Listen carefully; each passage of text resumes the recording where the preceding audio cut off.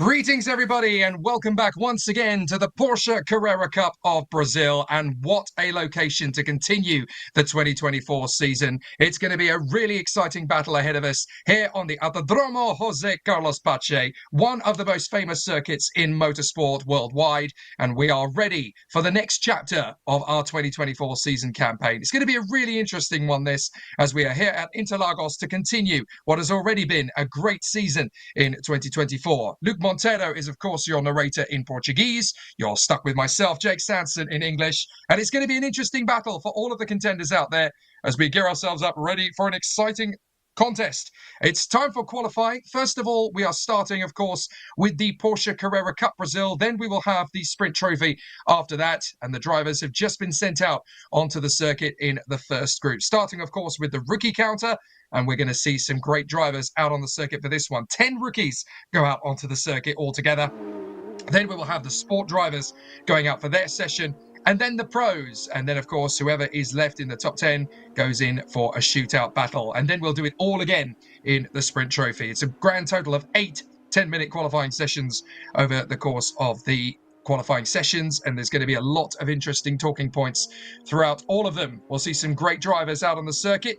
There's one man hoping to be number one by the end of this. A very interesting opportunity for Zinkovic, who's hoping that this is going to be a very fruitful qualifying performance for him.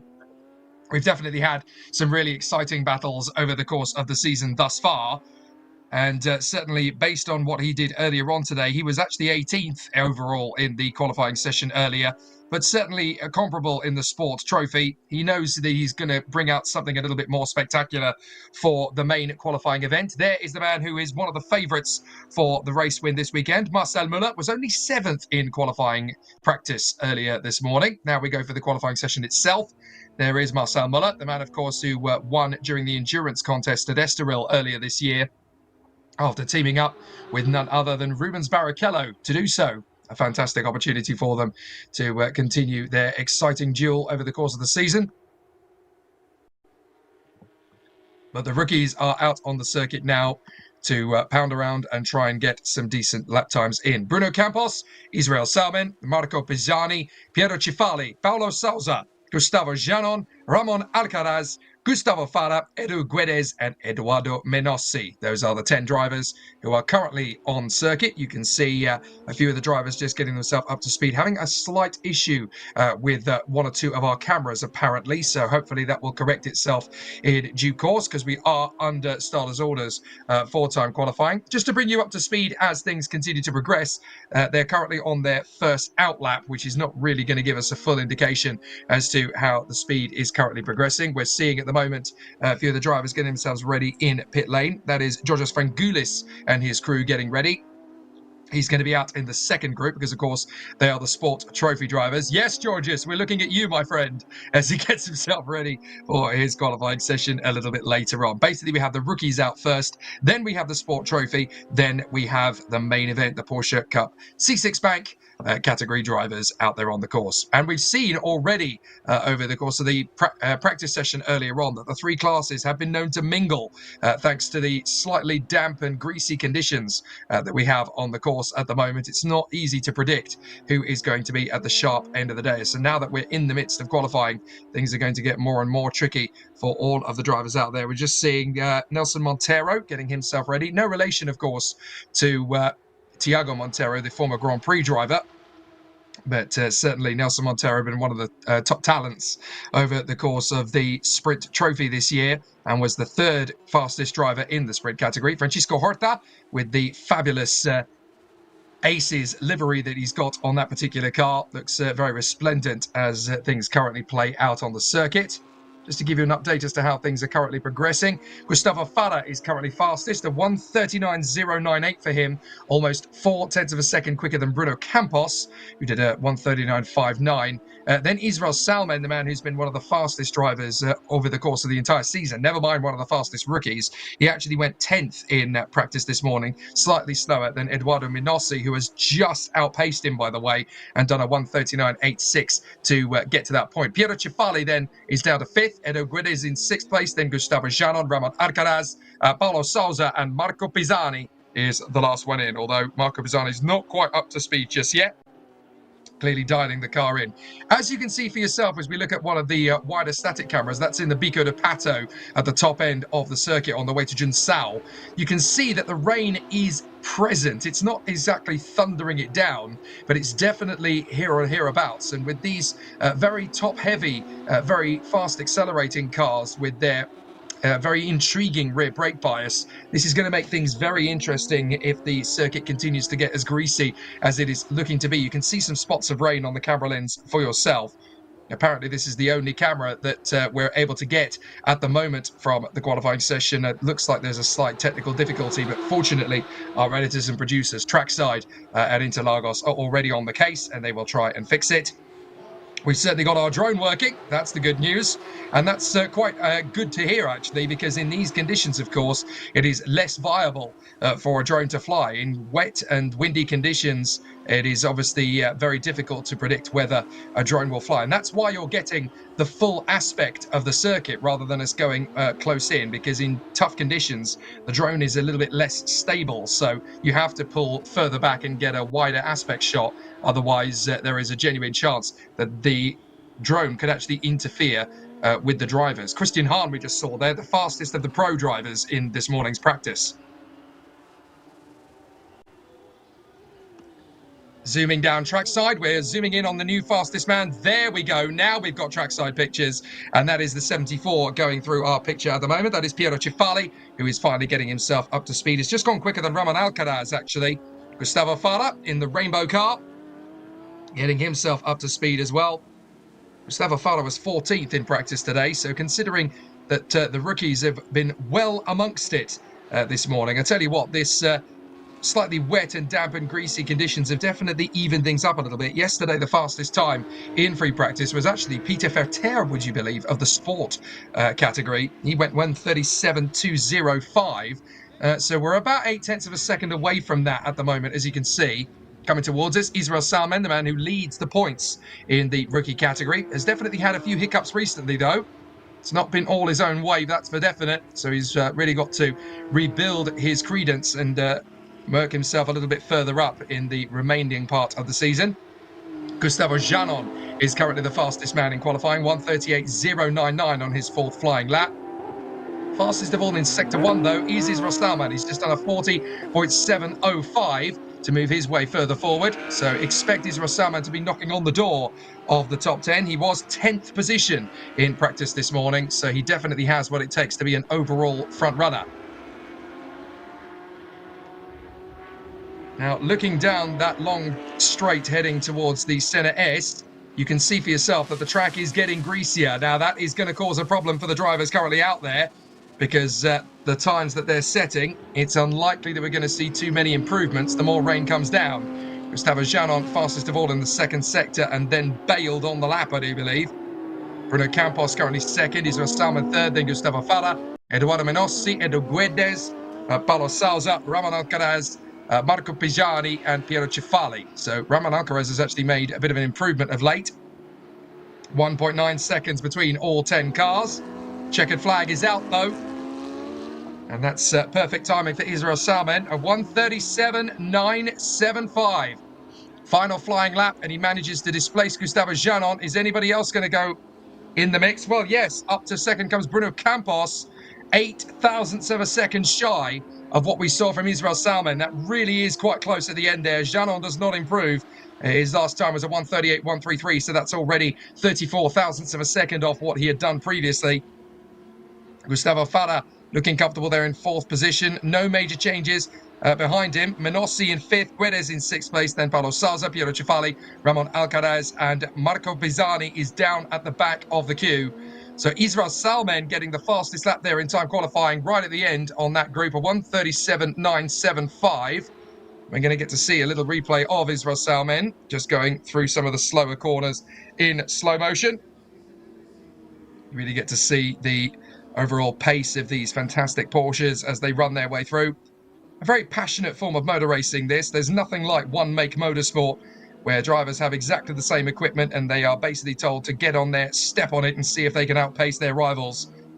As great as it is to see these teams and drivers building their own cars and going up against it to see who's got the best car, what's really nice to see is who's the best driver. And of course, in the Porsche Carrera Cup Brazil, that is very much the state of play that we are trying to find. The best driver is usually the one that will come through. Now, here's an interesting scenario. Depending on how wet it gets out there, we could well see a whole host of rookies going through to the final shootout for pole position. Now, the weather is not really in anybody's control.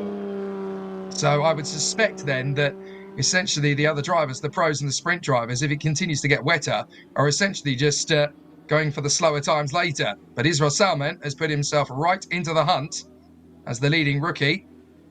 Obviously, after the rookies will come the Sport Trophy drivers, and then we'll get the drivers in the Porsche Carrera Cup. And then after that session is done, we'll go into Q2. And then when Q2 is done, then we'll have the starting grid for the feature race. And then, of course, we'll do 4 more sessions because we'll do rookie, sprint and pro in the sprint challenge. And then we will have the final qualifying for that. Israel Salman getting out of the car, no problem. 1:37.975, that is job done. P1 for the moment at least. I'll certainly be very happy with that. But based on his performance earlier on, is that going to be good enough for the top 10? That's really what he's hoping for. If he can keep himself in the hunt for the top 10 overall. Looking at the weather, if it continues to get wet, then he's definitely looking okay for that. The time he set this morning was a 1:30, or yesterday, sorry, it was a 1:38.026 in practice. So he actually went quicker there than he did yesterday. So very good work indeed from Israel Salman. They found a little bit of an improvement overnight, and he's been able to maximise it. So it certainly helps out the rookie start as he outpaces his performance from yesterday, and hopefully there's a little bit more where that came from.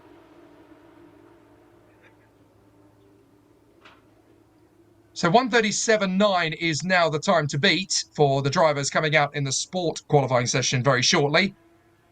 And we'll get to see what more they can give us. What sort of an opportunity they'll provide us with is yet to be seen. Very keen to see what sort of pace and what sort of up-tempo speed the drivers will give us there. So Israel Salman looking good on his run. Now we've got the sport drivers heading out onto the circuit in the order that they paced themselves this earlier practice session yesterday evening. Peter Ferter, Linu Perez, then we will have Nelson Monteiro, as well as Carlos Campos, Marcos Regadas, Georges Frangulis, Rumen Zimkiewicz, Josimar Junior, and then we'll have Francisco Horta, so his car is going out of pit lane, as well as Nelson Marcondes and Ryan Mascherello. Now, Ryan Mascherello actually had a really difficult practice yesterday. Only 26th of the 30 cars, and don't forget he's had an overall pole position and an overall victory this year. So not exactly what he was hoping for, to put things very mildly indeed. But the sport drivers venturing out onto the circuit in the sport class of the Carrera Cup of Brazil. So we'll have a few more drivers to put on some speed. Rumen Zimkiewicz, Marcos Regadas, Nelson Marcondes, Francisco Horta, Carlos Campos, Ryan Mascherello, Josimar Junior, Nelson Monteiro, Georges Frangulis, and Peter Ferter. There in front of us is the 80. That is Rumen Zimkiewicz. And of course, they don't have individual teams in Porsche Carrera Cup Brazil. They're all just thrown in together. They obviously have their individual mechanics and crew that they've obviously been able to assign to these cars, but there's no one team as such. Well, there's no individual teams. There's no teams championship. It's basically everybody has the same car. Off you go and go racing. It's a little bit different then to the Carrera Cups in other parts of the world, where there is a sort of a separate teams championship, and certainly, of course, in the Mobile One Porsche Super Cup on the Formula One bill, there is a teams championship as well as a drivers championship. But here in Brazil, everyone basically races with the same car. There are no teams officially as such. So they just go out there and race and put on as much speed as they can find. And that's a problem already. Looks like someone's gone into the barriers. So that has definitely not started well for Marcos Regadas. So Marcos Regadas, I think, has gone straight off the road and into the barriers. Maybe he caught the curb on the way through. There is a little bit of water coming down. So Marcos Regadas, it's definitely his car. The emergency lights are on. He's trying to move it in the hope that he can move it, of course. But how much damage has he taken in the process? Because that looks like it might have been quite a hefty whack on the inside barriers. You can see there that the white covering over the tyres on the barrier to the right-hand side of your screen has been dislodged. And the officials are coming over already. The rescue team to recover Marcos Regadas. The red flags, I do believe, have come out. So as a result of that, the session has been stopped for the moment at least. But certainly Marcos Regadas in some difficulty, in some trouble. And it definitely doesn't help out his performance. Well, actually, it's double waved yellows at that point on the course. So it's not red flags yet. But I would suspect that with it being double waved yellows there, the drivers will want a clearer decision than that. Because obviously, under double waved yellows, you can't make an improvement on your lap times. So there's the confirmation. The time is still ticking down. And we got a nice traffic jam there. As the 88 coming towards us there in the shot, that was Georges Frangoulis. You've also got the Ayrton Senna colours of Yosimar Junior. So at the moment, they're just building up tyres and brake temperature as they work their way through. The Brazilian flag there of the number 22 car. That is the machine driven by Ryan Mascherlello. And there is the beautiful Senna helmet colours of Yosimar Junior. The ace of spades, the gambler, Francisco Horta, in the number 77 car. Very distinctive livery, that, the pale yellow with the gambler's insignia. I'm sure he'd enjoy himself in Las Vegas with a livery like that. He certainly won't want to roll snake eyes going through this qualifying procedure. I think they're trying to limit it to double waved yellows in this session so that they can relatively quickly clear the wreckage and then hopefully reset the barrier without having to go into too much difficulty with stopping the session. They don't really want to put a halt to proceedings until they absolutely have to.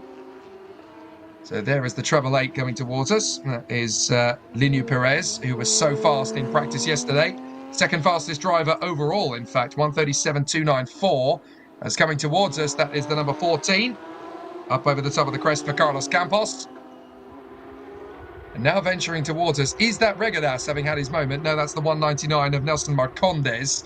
So Marcondes is not having any issues at the moment in qualifying. I'm not entirely sure what's happened to Marcos Regadas. They're obviously trying to recover his car off to the side of the road. But he seems to have disappeared. So I assume they've managed to recover that. Yeah, they have. There you go. You can just see it behind the barriers. So it doesn't look as though the barriers have been dislodged. They've done a little investigation into it to ascertain the conditions. But I think they're okay. I don't really see them bringing a stop to the session for that. So we can continue on as was. So it's worth bringing up the times at this point because the drivers are just starting now to get themselves up to speed, of course. For the outlap, a 1:48.1 for Linu Perez is where we are currently standing. But, of course, they need to get into the 1:37.9s if they want to threaten provisional pole position. So we've got a bit of time to wait for that. 56, just on your picture there, out in front of the screen. That is the man who was quickest in practice yesterday, not just in the sport class, but overall as well. Peter Ferter, he did a 1:37.205, which was over a tenth of a second quicker than Christian Hart in the pro category. So I would suspect that Peter Ferter has got himself really dialed in these conditions. Sometimes you do get the odd sport driver managing to work their way forward and getting involved in the top echelons. Look at Ryan Mascherlello earlier this season at the Velocita circuit, sorry. I nearly said the Velo Park, but the Porsches don't race at Velo Park, but they do race at Velocita.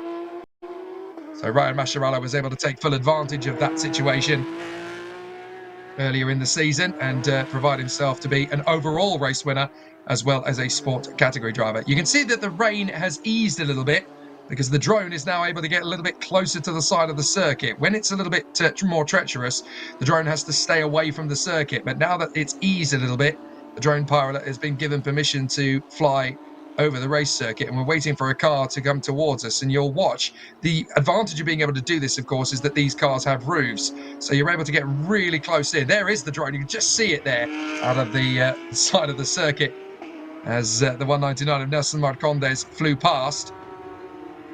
Even the local wildlife is trying to outsprint Nelson Marcondes at the moment. No chance of that. Marcondes has got a lot of horsepower under his right foot. So as he works his way down to Jinsao, we're watching this man now because there is still a very good chance for Peter Ferter to go overall fastest. He was the overall fastest in practice yesterday at the late part of the afternoon. It's obviously still very greasy conditions here this morning. And there is a lot of rain in the air. Goodness me, Peter Ferter finding a lot more of the racetrack than he was bargaining for there. runs very wide, but you can see that he's now motivated to push his way forward.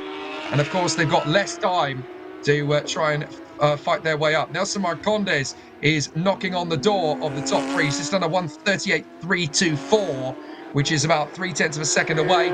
And Carlos Campos goes top spot. Carlos Campos has gone to a 1:37.5. So that is only 0.3 of a second away from what was set in practice yesterday. Now the times are tumbling. Up to the top comes Francisco Horta. Francisco Horta now goes fastest for the moment. 1:37.490.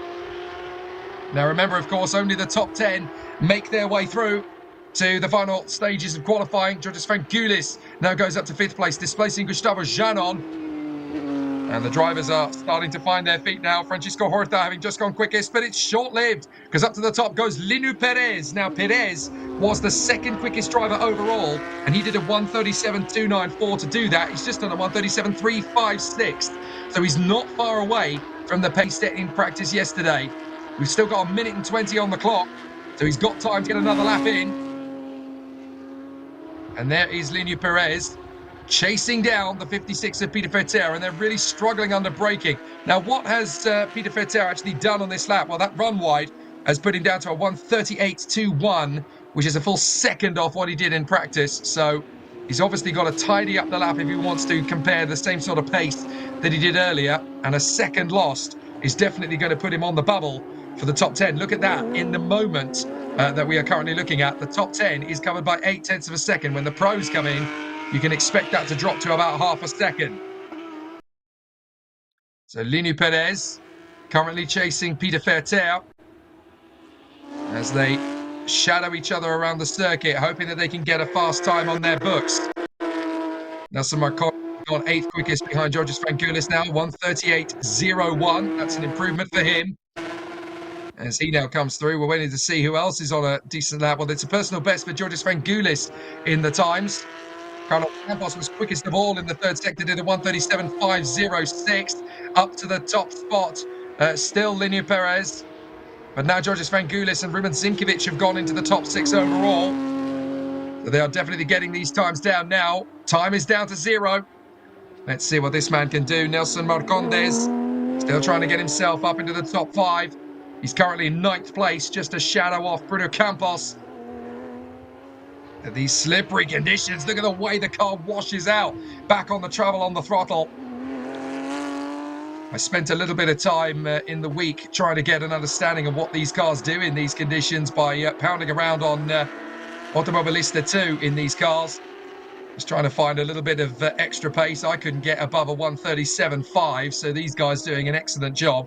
I'm clearly not the best of sim racers. These guys are looking for some fairly decent 1:36s, but Linu Perez going much quicker than the practice session. 1:37.2 for Peter Ferter and a 1:37.0 for Linu Perez. His mechanics put their hands in the air there as if to say, what? How could he lose it? Well, it's pretty tricky out there, that's how. Well, Peter Ferter is not going to improve upon his time, and it's very difficult indeed for Peter Ferter, who's gone from a 1:37.2 in practice yesterday to a 1:38.2 today. And he has run out of time to improve on his position. So Peter Ferter is really having a miserable time of it. And it's not going to be a better result for him. So everybody's now going to peel into the pits to finish. Oh, well, Nelson Monteiro has just come across the line to finish his lap and has gone second. So Nelson Monteiro, 0.2 of a second away from Linu Perez. I'm not sure if Peter Ferter still had a lap in the run. Yes, he did. So Peter Ferter has been able to go 5th on a 1:37.46. So we've now got just one rookie in the top 10 left, and that is Israel Salmen. Looks to me as though Yosimar Junior is going to have to struggle here to finish into the top 10. He's got to try and get faster than the time set by Salmen, Campos and Janon. And Yosimar Junior did a personal best in Sector 1 as well as a personal best in Sector 2. So is Yosimar Junior going to get his way through? Nelson Monteiro chatting away. Chatting to his mechanics there over the radio, no doubt. But the Triple 8 comes in. Linu Perez goes quicker than he did in practice. A 1:37.0 for Linu Perez. The team looked pretty baffled. You found even more speed today, and it's greasier conditions than yesterday. So very well done to Luc Perez, who actually goes quicker than the fastest time set from practice. A very happy Luc Perez. That's not just a fast lap, that's faster than anything anybody did in practice yesterday. So he can be really happy indeed with that. His gap between himself and Nelson Monteiro is 0.299 of a second. So he's now thrown down the gauntlet to the pros. Catch me if you can, essentially, is the message. So Luc Perez looking very good to do a Ryan Mascherello here. Well, let's look at the standings after the qualifying session of the sport class. Luc Perez now sets a 1:37.033, quicker lap than anybody set yesterday in practice. Nelson Monteiro second, Roman Zimkovic in third, both on a 1:37.3. Then Francisco Horta on a 1:37.41. Peter Ferter improved on his very last lap to a 1:37.46. That keeps him in the hunt for pole position. Carlos Campos, sixth position ahead of Nelson Marcondes, then Ryan Mascherello, Georges Frangoulis, and the one remaining rookie driver still in the top 10. That is Israel Salmen. So his time of a 1:37.975. Quicker than he set yesterday, but then Luc Perez has gone quicker as well today. So clearly the circuit is faster than it was on Friday afternoon. And it's a very pleasant situation for Luc Perez, who now has a 1:37.0 and knows that everybody else in the field has not gone quicker than that over the course of the last 24 hours. But you can see how hard he was pushing to get that lap time under his belt. So Luc Perez obviously leaning on it everywhere he can. And that's a very good start to the proceedings for him. Looking very solid and strong up at the sharp end of the day. Yes, there is, of course, one more group still to come out. That is the Porsche Pros in the Carrera Cup. So they will be the drivers to try and muscle their way into the top 10. It's not a guarantee, even though they're in the Premier category, that they're going to get through. You've got to remember that these cars are all exactly the same. So the reason that the classes are separated into Pro, Sport and Rookie is basically down to the grading of the drivers. And sometimes the odd rookie really can show a bit of a surprise, and sometimes the odd sport driver can throw a bit of a surprise into the mix. Certainly Luc Perez has done that so far, faster than any driver this weekend. Well, there's more to come because the last group of cars are heading out onto the circuit. Oh, well, that is a very embarrassing exit for Rodrigo Melo. I have never seen that before at Interlagos in a Porsche Carrera Cup Brazil qualifying session. Rodrigo Melo hit the throttle on the way out of the pits and then went straight into the crash barrier. And now he's obviously trying to rejoin without causing too much headache to his fellow drivers. So he's going to be on the radio to his crew. Have I got a gap in the traffic? Well, that is one of the most embarrassing ways to start a qualifying session. Rodrigo Melo drops it on the way out of pit lane. I think the drone got a lot more than they bargained for then on the way out. They were just hoping to catch a decent view of a driver leaving pit lane. They had no idea that Rodrigo Melo was going to bin that on the way out of the pit lane. That's a big embarrassment. 1:38.7 was what he said in practice this morning, so certainly not littering himself with glory on the way out of the pits. And there is Werner Neugebauer, trying to build himself up to speed. Another race-winning driver this year in 2024. So Werner Neugebauer, definitely a driver with whom you need to be keeping a close eye on over the course of this weekend. In the Maior car, he will definitely be wanting another race victory. And this weekend, he's got a great chance of doing that. Two cars with the same sponsor. They're not technically in the same team because there are no teams, as we mentioned before, in Porsche Carrera Cup Brazil, although the people down there will tell you, well, they're the Maior cars, so we are the Maior team, although officially, of course, there are no teams. The number 3 behind is Franco Giaffoni. So the two cars running together out on the course. And has Rodrigo Melo been able to extricate himself from the pit lane? I have a feeling that's a moment that is going to go viral for all the wrong reasons. He won't enjoy seeing that back again. There's the number 1, though. Alcy Feldman in the Tag Heuer Porsche. He's had his moments in the sunshine, but he's also had moments that he'd like to forget in 2024. So hopefully this second half of the season is going to be more to his liking. So the cars, once again, are just dialing themselves in, just trying to improve their form and get themselves a little bit higher up the rankings. So Alcy Feldman wanting a little bit more from this one.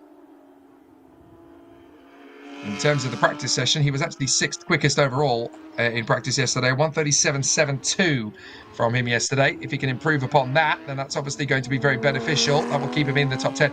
Something's stuck on the rear spoiler there. Not entirely sure how that's happened, but that could actually affect the aero on the right rear of the car, because the way that the aero travels in a straight line, that's actually going to cause a little bit of a headache for him.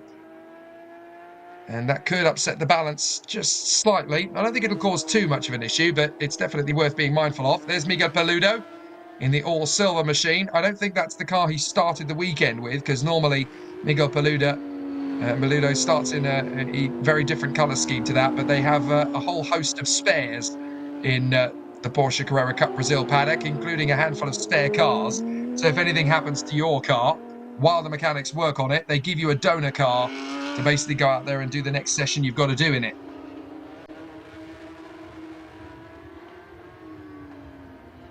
We saw that a lot, of course, in the Endurance Championship race earlier this year at Estoril. Several teams had mechanical problems. They would have an issue during their stint, and then they would essentially be given dispensation by race control to take the transponder out of their race car and go and put it into one of the spares. And then they would do the next stint in that, and hopefully in the stint their car would be repaired and they would swap over again. Right, look at this. The cooperation between Werner Neugebauer and Franco Giaffoni. You see this all the time in qualifying. Two drivers assisting each other. Clearly the sponsors have made it very clear how they want this to run.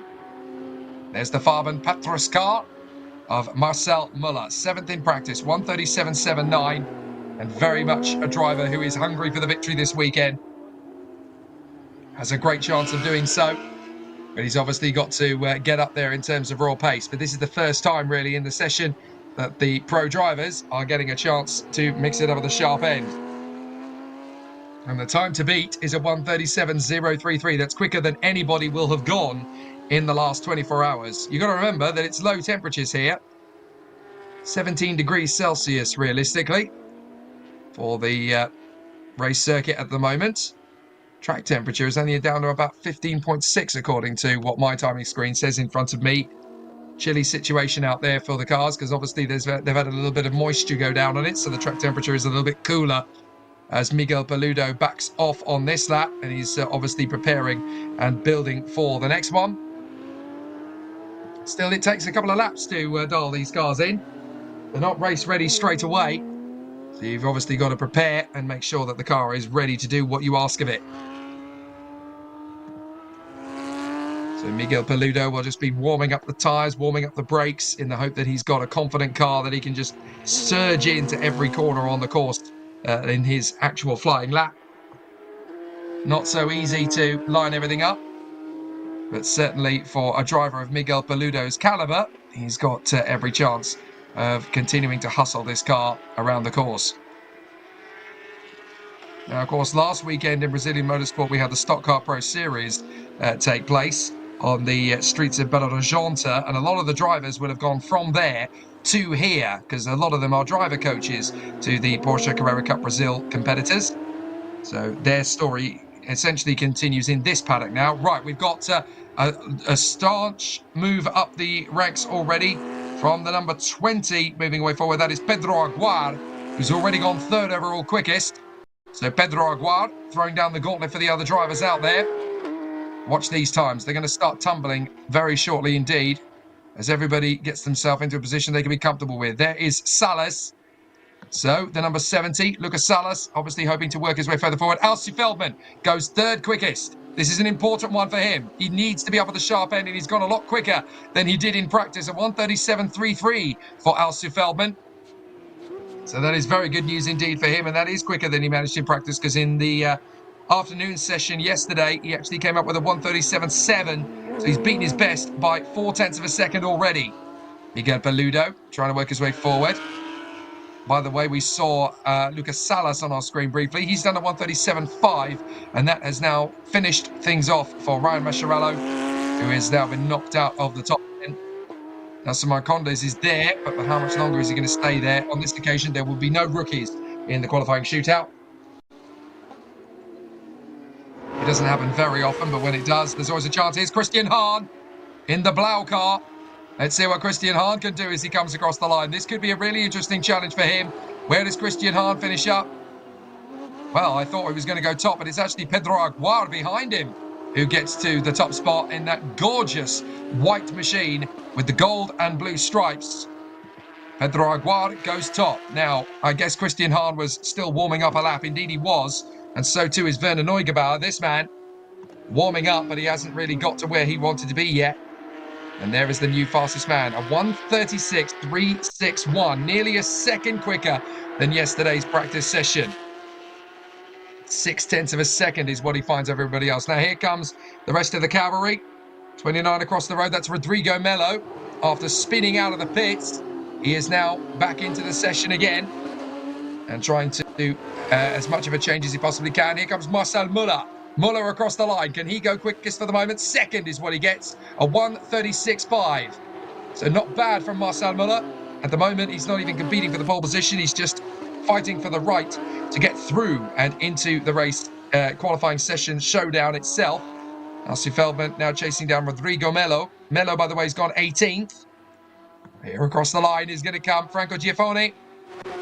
And not far behind him, we're going to get to see his teammate as far as the colour schemes are concerned. Franco Giaffoni, 5th position, and up to the top end. Is that going to be Werner Neugebauer? Well, only 7th for Neugebauer, but it's enough to get him through for the moment. I do say for the moment, I do stress that there is still some time for these guys to find. They haven't found the full brigade of it yet. There's still a little bit more time that the drivers can come across here. There is Miguel Peludo. So let's see what Peludo is prepared to find as he comes across the line, where it's only good enough for 14th on this occasion. So he's not quite found what he was hoping for. That's not really the sort of speed he was banking on finding, I should say. So there's still quite a bit to discuss here. Here comes Rodrigo Melo, and look how close Alcy Feldman's got to him. This is the perfect slipstream. This is what he wanted to find, and as he comes across the line, he goes 5th on a 1:37.06 at the expense of poor Rodrigo Melo, who comes through in 21st. So Rodrigo Melo, the car clearly damaged after his trip into the barriers. He will not be in the showdown. What about Marcel Muller? Well, he remains in second on a 1:36.569, not quicker on his last flying lap, but there across the line comes the 70 of Lucas Salas. He goes 6th in behind this man, Alcy Feldman. So Alcy Feldman has obviously come through. And I think he's finished for this particular session. There is Franco Giaffoni. Is he going to come into the pits? Yes, he does. So Giaffoni comes in. Werner Neugebauer needs to shoot his way further up. He's currently in 9th position. He needs a bit more. So as Neugebauer comes across the line, can he go forward? 7th. So Neugebauer on a 1:37.1.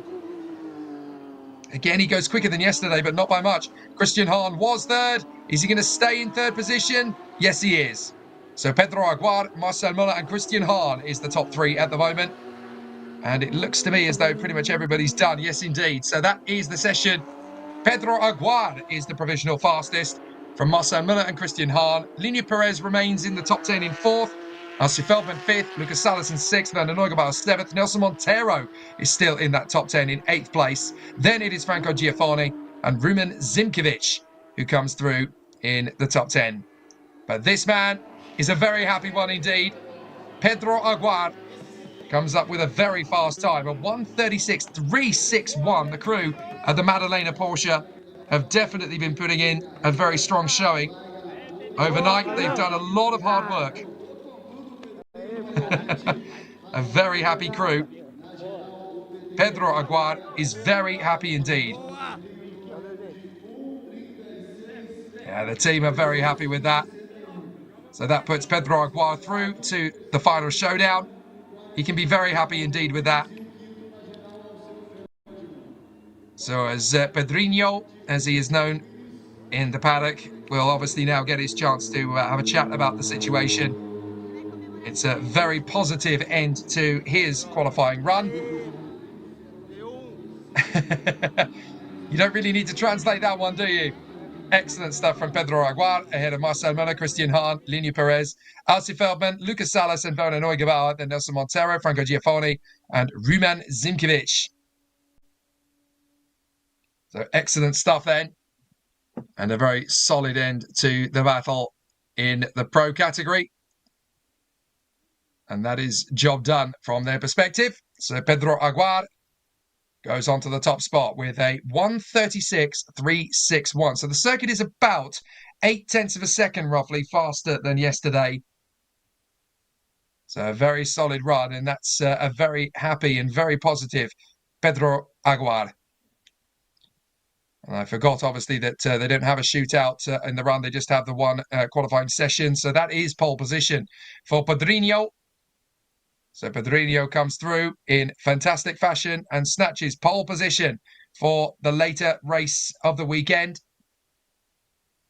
There is obviously a reverse grid to sort out the sprint race grid as well. And that will obviously be confirmed when we come back later this afternoon for the first of our 2 races this weekend. 1 race tomorrow, 1 race this evening. But Pedrinho Aguar gets pole position, and that will be a very positive one for him indeed. He's got a lot to be happy with there in the number 20 car. One of the most beautiful liveries of the championship as well. Simplicity sometimes gets the job done. Just a plain white livery with the blue insignia and the 1 gold stripe on the side and across the main bonnet. So Pedrinho Aguar, pole position in the Porsche Carrera Cup Brazil. Now we're going to focus our attention on the Sprint Challenge, where once again we'll have 3 sessions on the course. And we're going to have the rookies out first, then we'll have the sport class, and then we'll have the Sprint Challenge main event. So after the difficulties so far this season, Pedrinho Aguar coming up with the pole position at this stage is very important indeed for him. It's certainly a massive confidence booster moving forward. He can be very positive about the way things are currently progressing for him then. So let's see what happens next. We've had our 3 categories in the Carrera Cup Brazil, and the pole sitter is Pedrinho Aguar. But there's going to be another strong challenge when the cars head out onto the circuit for Sprint Challenge. And again, 3 classes: rookie, then sport, then Sprint Challenge, the main class. And it's all eyes are on the championship leader of that at the moment, Antonella Bassani. There is a very happy Pedrinho Aguar as the competitors are gearing up ready for the next encounter this weekend. And of course, it is for our drivers in the Sprint Challenge. Now, that's a new livery for me this weekend, because in the Sprint Challenge, we've got a very different competitor heading out onto the course. That is the 01, or the 1, I should say. They've clearly decided to borrow from what has already been a very exciting livery in the world of motorsport over the years. Comes from the Disney Pixar movie Cars.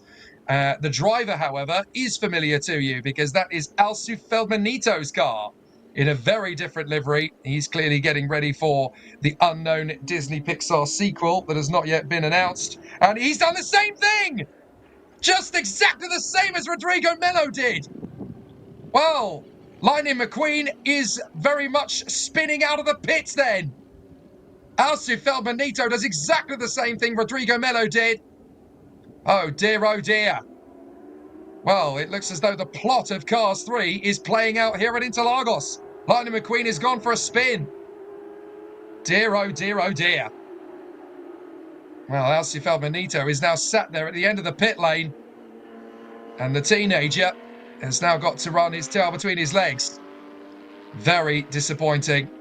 Rodrigo Melo did it first of all in the previous session as a pro driver in Carrera Cup, looking pretty sheepish about himself. And Alcio Feldmanito has done it even worse, because now he hasn't even got the ability to reverse himself out with a bit of escape road. This is so embarrassing for Alcio Feldmanito. Oh dear. Well, this is going to be a tricky one. He really doesn't want to nudge that Armco, but he needs to give himself as much clearance to do a 3-point turn here, essentially. It's going to end up being a 5-point turn, isn't it? Oh dear, oh dear, oh dear. This is a mess for Alcio Feldmanito. I'm sure everybody on the internet's going to go very much using this. It doesn't help either that it's on the exit of the pit lane for drivers getting out onto the circuit for Sprint Challenge, but I don't think it helps either that it's a Lightning McQueen tribute livery. There's going to be all sorts of memes about this one. Oh dear, oh dear, oh dear. Well, out onto the circuit regardless goes one of his rivals. I think that's Lucas Locatelli leaving the pit lane in the 177. It is indeed in the Harker car. And Alcy Feldman-Neto has got the rather embarrassing statistic on the timing screen. It still has the little red P beside his name because he hasn't left the pits, because he hasn't come out onto the track yet. He's still there in the pit exit. Come on, Alcy, you can do this. Just take your time. Don't rush it. Don't rush it. Everybody else is getting their tyres and brakes warmed up, ready for qualifying. It's really hard not to laugh at the situation. But, well, I think Alcy will obviously laugh about this later when it's all sorted, but at the moment, it's not what he needs. Right, the Tag Heuer car that's currently out there banging in some fast laps and moving its way to the front of the clue. That is the 54, the Carros Chavez. And there we go, Alcy Feldman-Neto, the Brazilian Lightning McQueen this weekend, has made it out onto the circuit after one of the most embarrassing pit lane exits you're going to see in this championship. And you can see the damage that has been done to his front splitter. Hopefully, he's still got a car underneath him that can do the job. Well, there is Claudio Chimiao. So Claudio Chimiao just trying to work himself up to speed and using a lot of the curb on the run up to the Bico de Pato to get the job done. 6 minutes left in the session. And there are 8 cars out there in the Sprint Challenge Rookie Trophy. We've got Alcy Feldman-Neto, Eric Santos, Carlos Chavez, Claudio Reina, Claudio Chimiao, Fabricio Chimoes, Vanya Pontes, and Lucas Locatelli.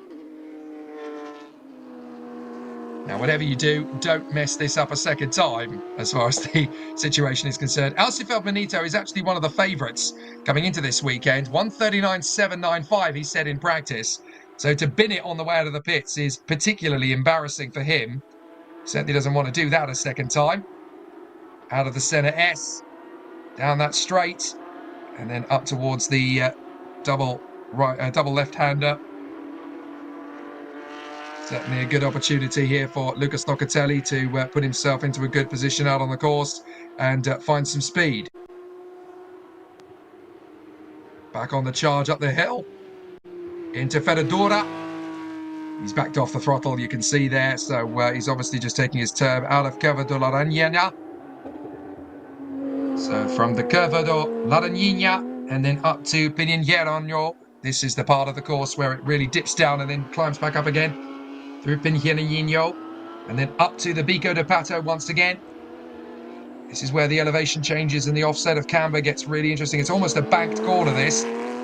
Now, interestingly, Lucas Locatelli appears to have been given a penalty, and that is the 58. Claudio Chimiao has just gone quickest on a 1:42.0 and then promptly spun off on what was going to be his proper flying lap. Now, that is up at the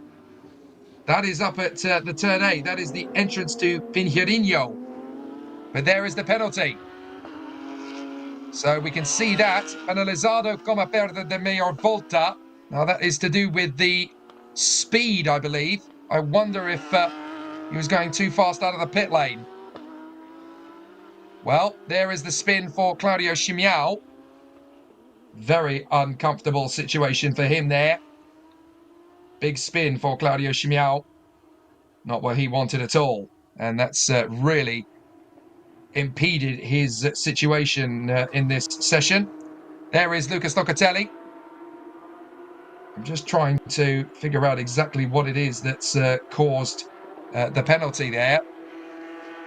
I'll try and get an understanding of it. So there is the 54. That is Carlos Chavez. Now onto the top of 1:41.428. So let's see how it all comes through. Now, I've just been told that... so the reason that time was disallowed for Lucas Locatelli was track limits, essentially. That's what the limit is. And Carlos Chavez really running that limit. You could see him coming up the hill. That is really pushing it on this fast lap out of Curva de Laranjinha. That was really difficult to slow the car down. He was up on the curbs. He was sliding around. Out of Bico de Pato goes the Tag Heuer number 54, sliding around a bit. Then dropping through Mugilio and out towards Jinsao.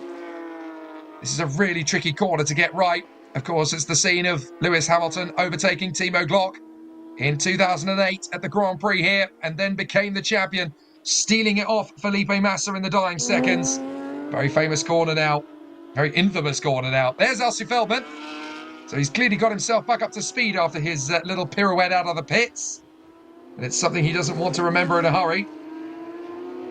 He got a time of 1:39.79 in the practice session yesterday. If he goes quicker than that, he's almost certainly going to be through to the top 10. Carlos Chavez, by the way, has done a 1:39.8, and that is quicker than he did yesterday by 0.2 of a second. And Carlos Chavez was 9th, so it's looking good for him to get through to the final reckoning. They're getting into the top 10 of the positions. So Carlos Chavez, well, that's not going to be on track limits, is it?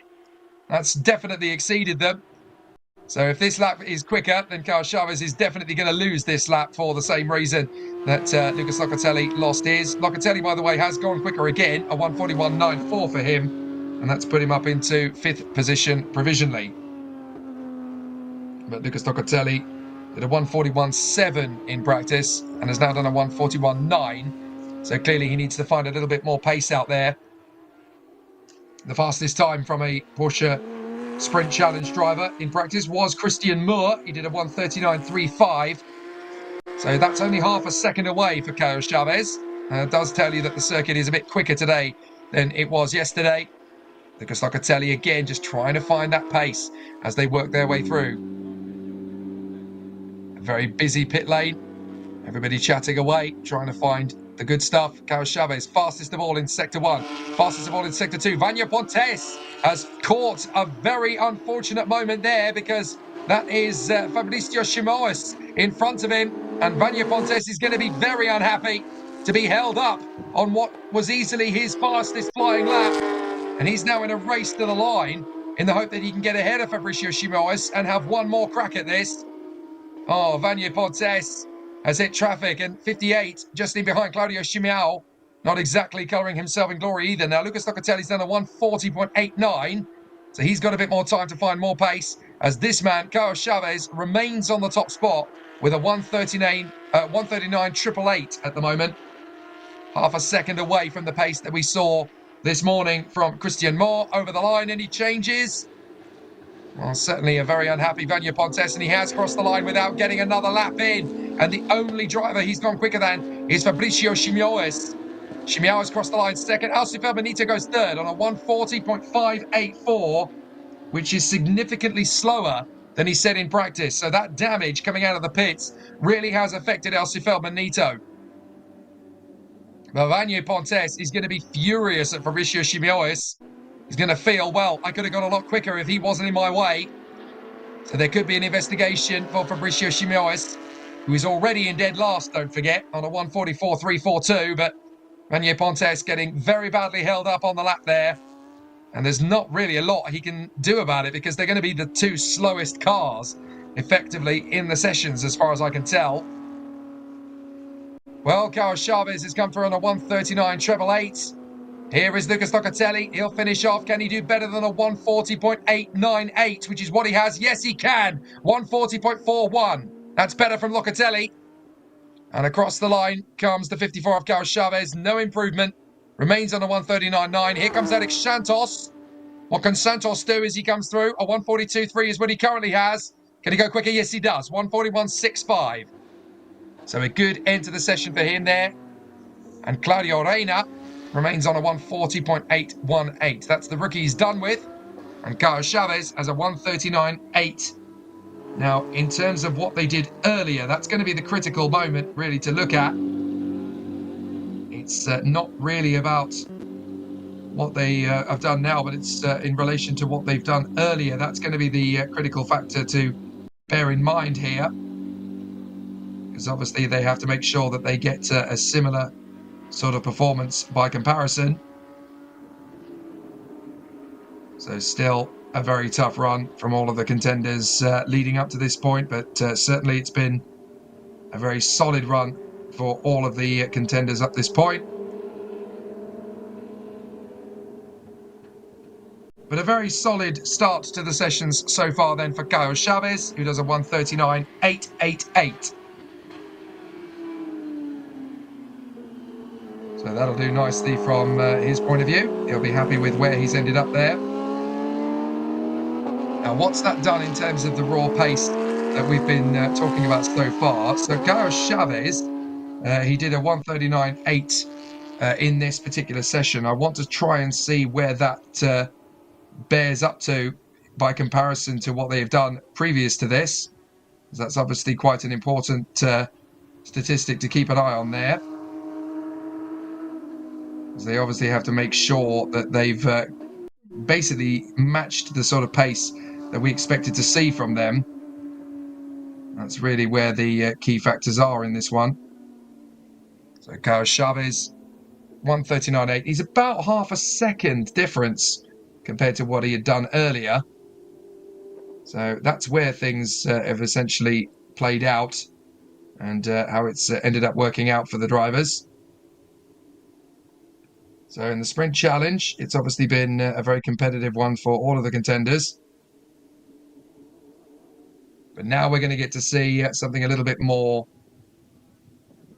fast tempo, a little bit quicker around the course now. And that's going to come from the drivers in the sport category.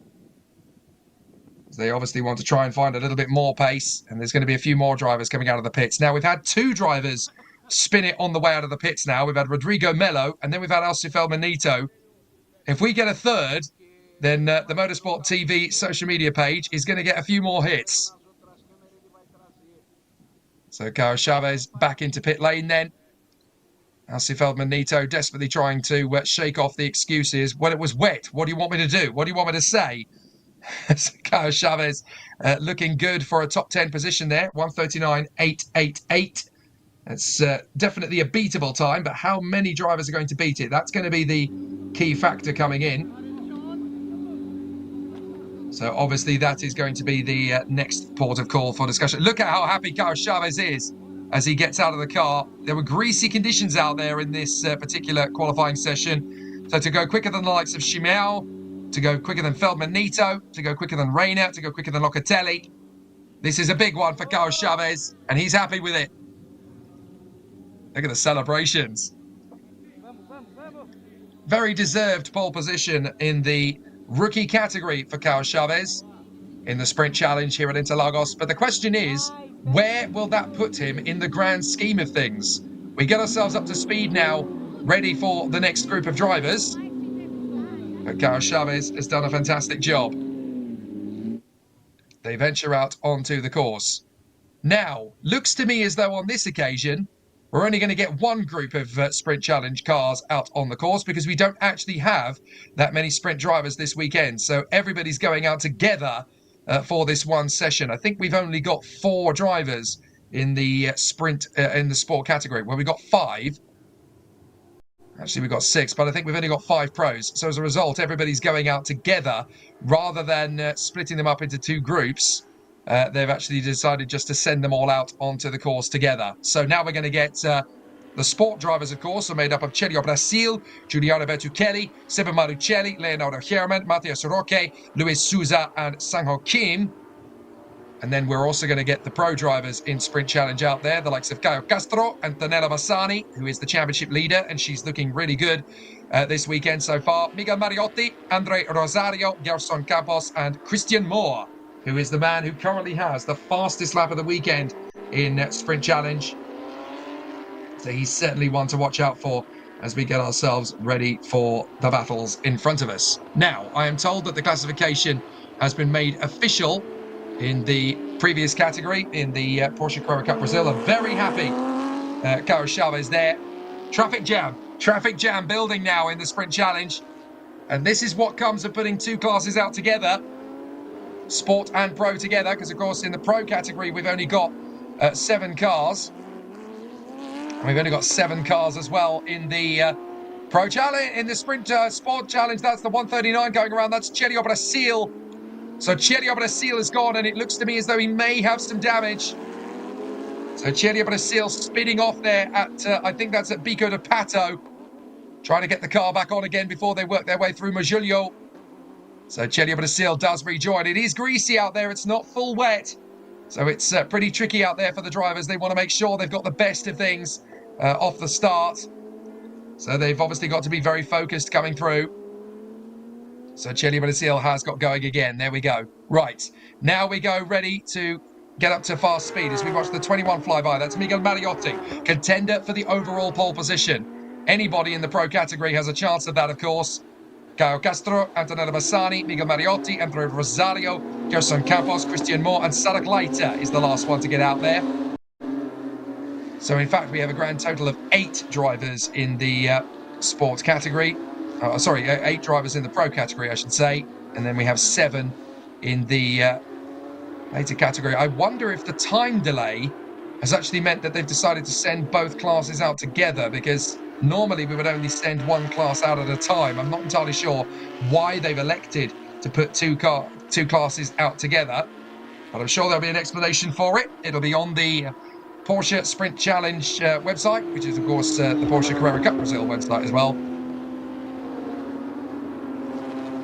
But there may well be an explanation as to why they've decided to do that. Maybe it's to do with the busy schedule here this weekend. For whatever reason, both classes are now out on the circuit together, and it's certainly tripped up Celio Brasil. So we now have a grand total of 14 cars out there, and normally you would have no more than 10. I suppose maybe it's because we've just got a bit of a reduction of the classes, so they've decided there's enough track space to put 14 cars. Oh, now that's not moving over to let somebody through. That's a mechanical issue for Leonardo Herrmann. So Leonardo Herrmann has already had a lot of problems this year. He certainly doesn't need any more, and that's going to bring out the yellow flags on the way out of that double left apex at the bottom of the course. So that's definitely not good news. That's just off the exit of the Interlagos, Leonardo Herrmann's car. That is not good at all for the cop at number 23. So Leonardo Herrmann is going to be starting at least one of the races, probably both races, I would suggest, from the back of the grid. Disastrous for Leonardo Herrmann as we watch the 21 flyby. That's Miguel Mariotti, whose first banker lap is a 1:44.387. Now we're going to see them open up the taps. They want to get to the low 1:39s. We're going to see how fast this circuit goes. Behind him, we've got the 82. That is the 32. Yeah, it is the 82. I was right the first time. Stick to your convictions, Sanson. Gerson Campos going through in the Pionero car. Now that's what... Red flags, red flags. So the red flags are waving. They're actually going to stop the session here with 5 minutes to go. So poor Leonardo Herrmann is not going to go any further. That's really unfortunate for him. But more than that, there's going to be some problems getting the car going again. So big difficulties for him. I'm getting a little bit more of an explanation as to the deleted time from Lucas Locatelli earlier on. Apparently, I've been told he actually crossed the white line coming out of the pit lane, so that's why his fastest time was disallowed. So that's why Lucas Locatelli's initial quick time was gone. Now look, Leonardo Herrmann, he's not hit anything, to the best of my knowledge. He's literally just slowed down and parked it on the exit of the China do Lago. So I would suspect that's mechanical. I don't think he's hit anything prior to that. We certainly haven't seen anything. But, yeah, big problems then for Leonardo Herrmann. Now, interestingly, another 3 minutes has actually been added to the qualifying time, because we were going to have 5 minutes and 2 seconds remaining. That's when they stopped it. But as a result of this stoppage, they're going to add 3 additional minutes to the qualifying session. Now, this is obviously something that they have the power to do in Porsche Sprint Challenge, as well as Porsche Carrera Cup Brazil. If there's a red flag and it's going to be a little bit dangerous for cars to have limited amount of time on the circuit to warm themselves up, they can sometimes add a bit of time on just to give the drivers a little bit more confidence in the car to warm up, because we didn't really have any representative laps coming through. So it's not an easy situation then for the competitors. So I would suspect then that obviously the drivers are going to have a little bit less pressure going into this session as a result. Now, that's interesting because looking down the grid, I think I see Alcifel Benito's old livery, therefore old car, with somebody else this weekend. I didn't quite make out who that was, but there is Luis Souza's car. So I wonder what the red and white tribute vintage F1 livery, who's driving that car now. There's the red flags and the list of the drivers coming back in. Celio Brasil desperately trying not to be spotted as the driver who spun it on the outlap. as that's not how he wants to be remembered from this particular session. Miguel Mariotti pulling into pit lane and pulling out of the line, I think, just to chat with his team. Sadok Leiter getting himself ready. He was the man, of course, who was leading at Estoril before the rear brake bias snapped his car around and he ended up going straight headfirst into the Armco barrier. And that was very much game over for him while in the lead going into only the second lap of the race. So bitterly disappointing from his point of view. And we're going straight back into it then, having had a little bit of a run. Now, who's that's struggling at the end of the pit lane with a door wide open? Our drone pilot is trying to anticipate a third pirouette, aren't they? Because every time we go on the drone at this point of the course, somebody spins off. We saw it Rodrigo Melo. We saw Alcifeld Manito. Are we going to see it now from Luis Souza? Don't hit the throttle too hard on the exit, because we are going to get another spinner if we do. So the drivers make their way out onto the course. And that is Antonella Bassani in the brown and gold machine, the championship leader coming to this weekend. She's actually carrying a Transformers 1 livery on her car this weekend to promote the new film that's coming out into the cinemas here in Brazil. It's obviously a worldwide launch, but certainly to get a little bit of assistance from the Transformers. I wonder if she's feeling a little bit Optimus Prime this weekend, because if she is, then she's going to extend her lead in the championship. Certainly looking good coming into this weekend. Had a fantastic run last time out, so let's see if there's going to be more of that, more continuation of the pace. Antonella Bassani, still only 18 years of age, this teenage talent, and she really does have what it takes to continue making on this progress, continue building. You could well see her in the upper echelons of sports car racing, maybe in the Mobile One Porsche Super Cup representing Brazil on the Grand Prix weekend. Who knows, she may even end up at Le Mans. Her progress is phenomenal. So far, everybody's been coming out of the pits without issue. There is Sadok Leiter and Miguel Mariotti just in behind him. With a roll-on 66 car, no issues for Sadok Leiter this time. He certainly doesn't want a repeat of what happened to him at Estoril. That would be the mother of all mishaps from his point of view. And we're just waiting to see now who is going to get the time that'll go quicker than Carlos Chavez. And of course, now we are in the hunt for pole position, because they're not going to get a second session after this one. All the classes are together, because we've got Sport and Pro out together in Sprint Challenge rather than having separate qualifying sessions. They've decided to group them, because when you add the two groups together, you get 14 cars, which is only 4 more than the 10 that we are used to seeing. So I guess they've obviously just decided, you know what, we can save a bit of time in the schedule here. We can put both groups together. They're fairly evenly matched in terms of pace, so they're not going to hold each other up. It's not like we threw the rookies out there as well. So the new owner of the number 22, as opposed to the number 1, is Caio Castro. So Caio Castro has now taken over the red and white liveried car of Alcifeld Manito, with Alcifeld Manito, of course, taking a Lightning McQueen colour scheme. And unfortunately, Disney nor Pixar would be particularly happy with the way that Alcifeld Manito spun on his way out of the pits. But it was certainly something out of a Disney movie.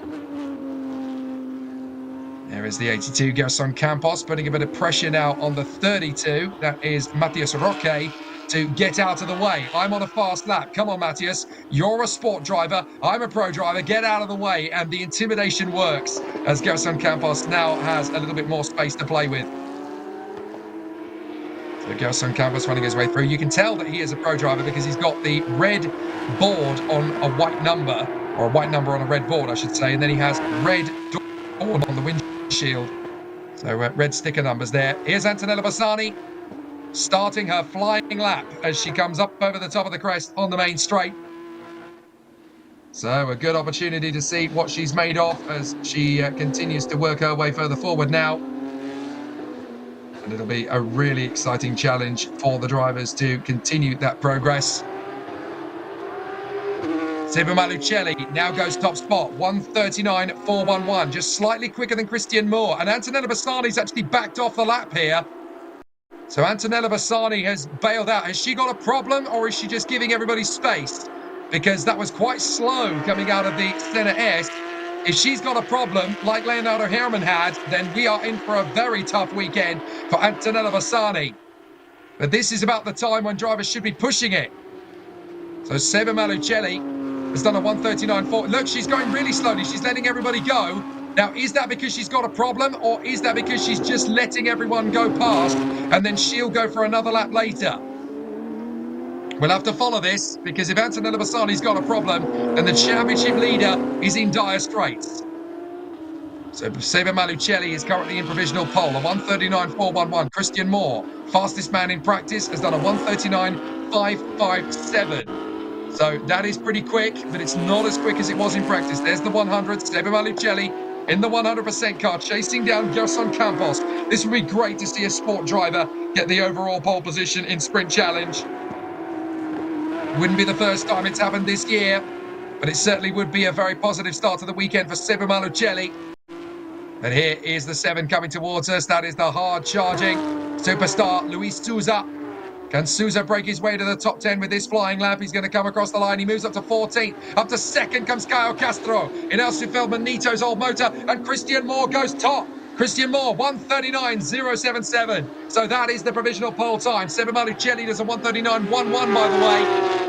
But Christian Moore is now on the top spot, looking good for provisional pole position. There he is, second in the queue. Christian Moore in the number 3 car.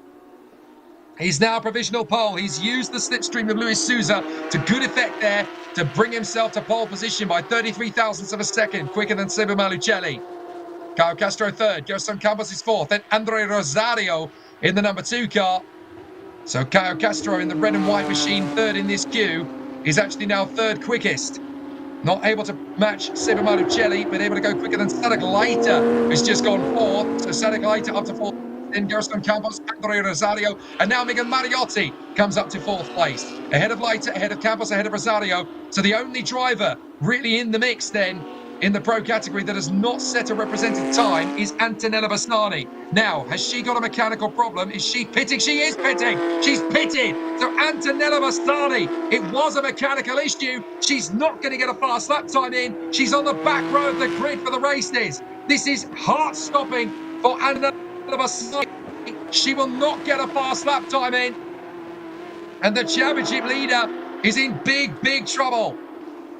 Well, Antonella Bassani, championship leader in Porsche Sprint Challenge Brazil, will start the Interlagos weekend from the races from the back of the grid. Now, from her point of view, that means there's less to lose, but there's certainly a lot for the others to gain now.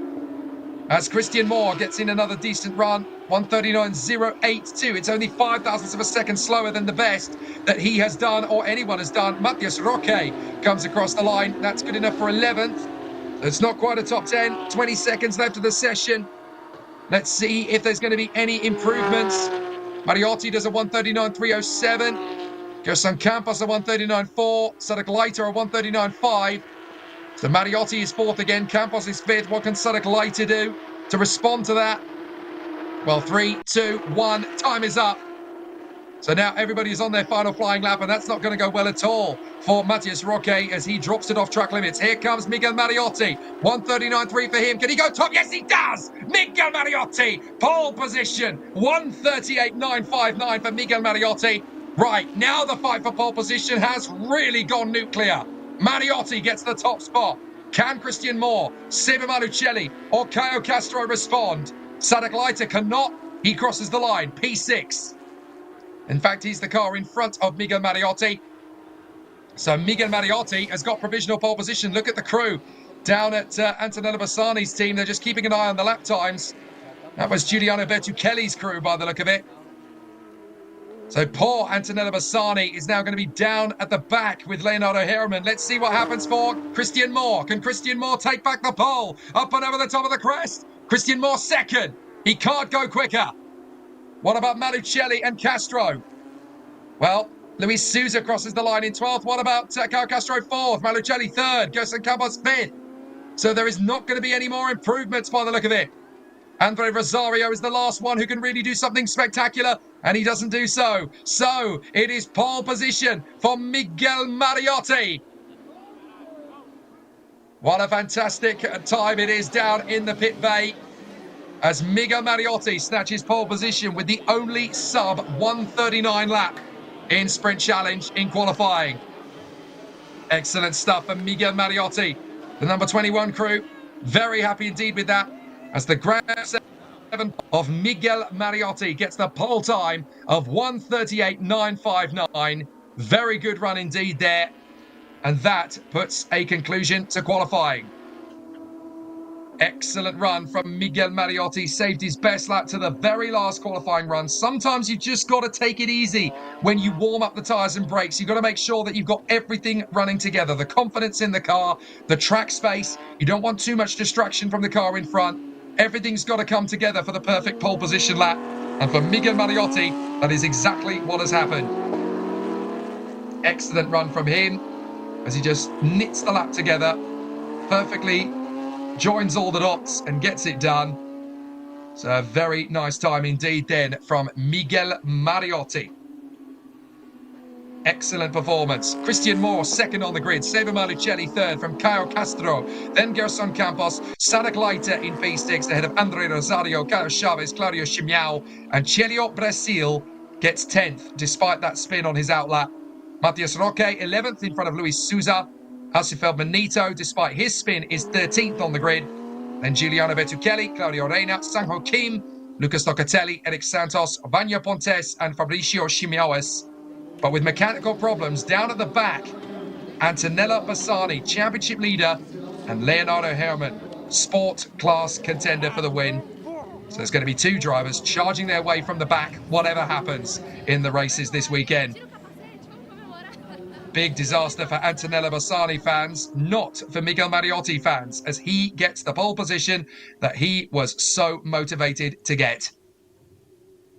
So that about wraps it up for qualifying in the two categories. We've had a very successful run of it as Miguel Mariotti takes the pole position in the sprint challenge, and it was very hard fought indeed. Pedrinho Aguar gets the pole position, and it is now confirmed, by the way, in the Porsche Carrera Cup C6 bank here at Interlagos. A fabulous run from him. He'll start ahead of Marcel Müller, Christian Hahn, and Lineu Perez in the sport category. The only driver who didn't get any lap times in, by the way, in Porsche Carrera Cup was Marcos Regadas. We saw him going off and into the barriers in the first session. So excellent stuff then in Porsche Carrera Cup Brazil and in Porsche Sprint Challenge Brazil. Some very exciting qualifying performances there.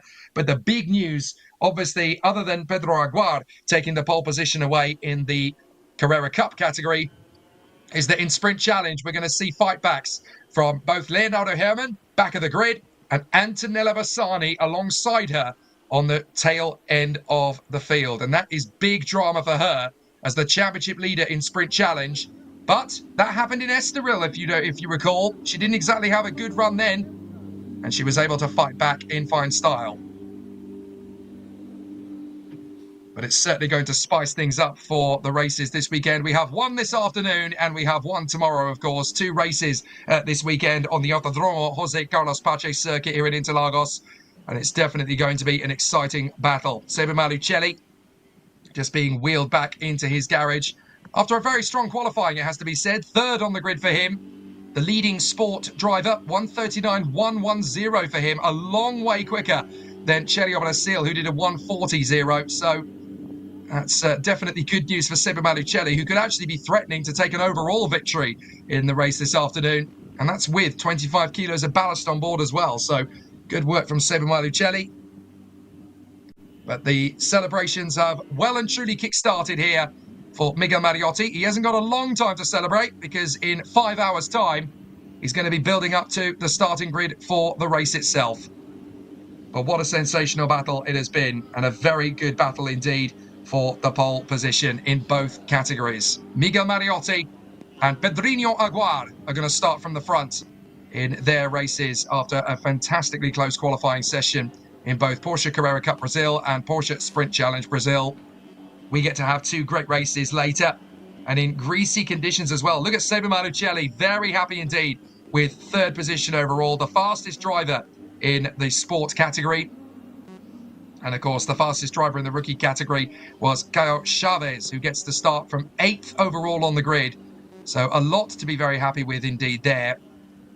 And that's how things play out so far. So obviously that drops them down to the top 10. Now we go for the top spot. This is to decide the run for the second races. This is the top 10 shootout, obviously, for each category, because there's been a bit of time now between the Porsche Cup and the Carrera Cup. So the Carrera Cup drivers have had the chance to dial themselves in. Now we go for the shootout. Only the top 10 drivers that go through are now the ones that will progress. So we're going to get to see Pedrinho Aguar, Marcel Muller, Christian Hahn, Linio Perez, Alcy Feldman, Lucas Salas, Werner Neugebauer, Nelson Montero, Franco Giafoni and Rumen Zimkovic go out onto the course to battle away for the, I think this is the sprint race pole position for qualifying. That was the full-scale qualifying to get us through for the second race. Now we're going to set the grid in the top 10 as we shuffle the decks again. And look at that skyline. It's still a bit greasy, still a bit muggy out there.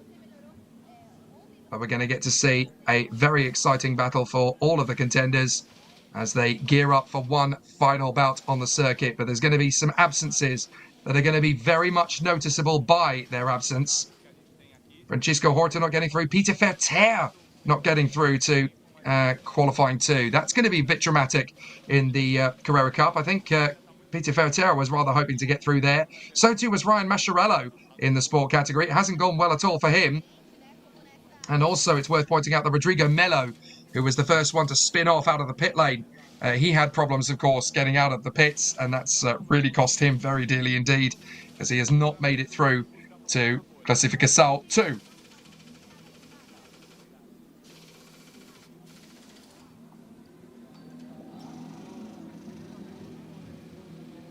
So now, as you can see, there is a list of cars getting ready to head out onto the circuit once again. And in fact, it is the top 8 cars, I do believe, not the top 10. I do apologise. So we've got Pedro Aguar, we've got Marcel Muller, we've got Christian Hahn, we've got Linio Perez. Several other cars getting themselves ready for the run. Oh, this is just at the exit of the Carrera Cup. So this is the run there. Now, there is Israel Salman. After had a fantastic run out of the course. Israel Salman, of course, was the fastest driver in the rookie run going into the weekend. And certainly he's been the fastest driver in rookie. Done a fantastic job there. 18th on the grid for him, ahead of Bruno Campos and Gustavo Janon. So good run so far from Israel Salman, and he can be very happy with the way it's worked out. He won't go into another qualifying group, but you can be very happy with the way that he will line up. And of course, it's all about winning in your individual category. So Israel Salman has obviously got a lot that he can be very happy with. Linio Perez, fastest driver in the sport category of that session. 4th position, despite running off the circuit a little bit wide at times, but certainly 4th overall in group. 4 places ahead of Nelson Montero and 6 places ahead of Rumen Zimkovic. So Linio Perez doing a much better job in qualifying than he did in practice, and he was only just slower than Peter Verter, but he got the job done when it mattered. Pedrinho Aguar, however, a 1:36.361. Very good run indeed from him. Pole position provisionally, and certainly looking very strong after the run indeed there. He can be very happy with the way it's all played out.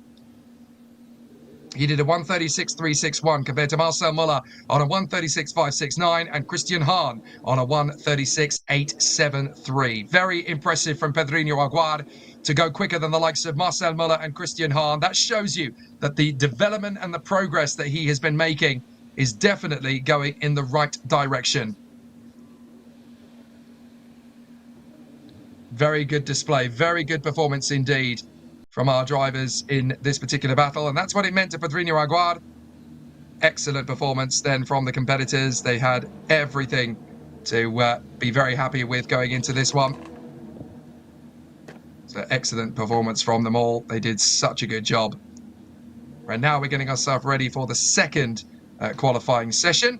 Obviously we've had the pole position in the previous group, and now we get to do it all again for Race 2. We've had the qualifying for Race 1. Now we do it again for Race 2. There's been a bit of a gap between, obviously, to make sure that everybody's had the setup adjustment time that they've had prior to the first race. So we've set the grid for Race 1, but there are 2 races this weekend of the equal length. So now we do it all again for Race 2. Now, the circuit is slightly quicker than it was earlier on. So now we get ourselves into the mix. And I have to say, very impressively, we're not that far off schedule either. We've had a bit of a delay because of that red flag earlier on. but we're only about 24 minutes off schedule as a result of the delay initially, and then we had that red flag, of course, that held us up a bit. So fair credit to all of the members of the organisational team that are trying their best to keep us on schedule. So off we go then into the qualifying session for race 2. We've sorted out the grid for race 1. Now we get to do it all again for race 2. Different qualifying format for this weekend.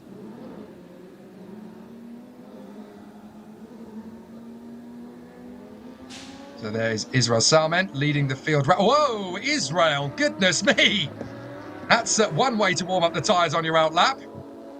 Goodness me, just charging his way through the Chino de Lago.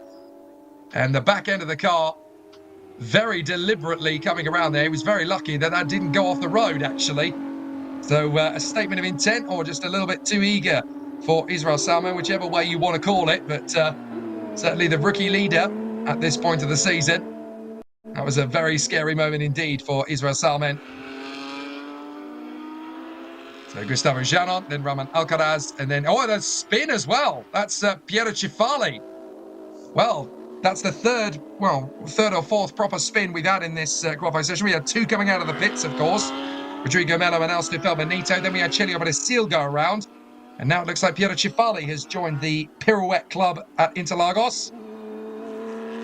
So I wonder how that one happened. But there is Edu Guedes in the car in a very similar livery to Padrinho Aguar.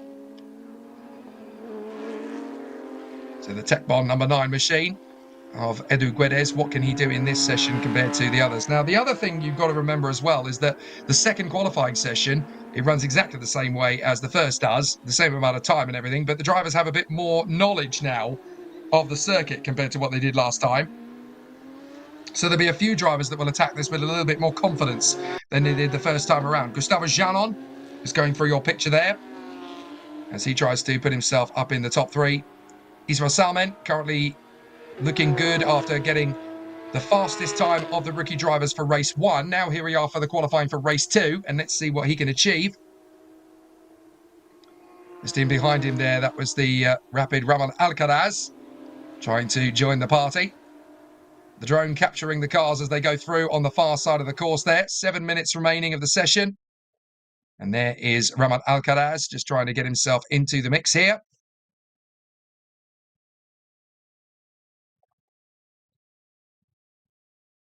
So Israel Salmen, Gustavo Janon, Ramon Alcaraz, Eduardo Menossi, Edu Guedes, Gustavo Farah, Piero Cifali, Bruno Campos, Marco Pisani, and Paulo Sousa, the drivers that are out on the circuit for this one again. And that, of course, shows us where we're up to in terms of the current mix.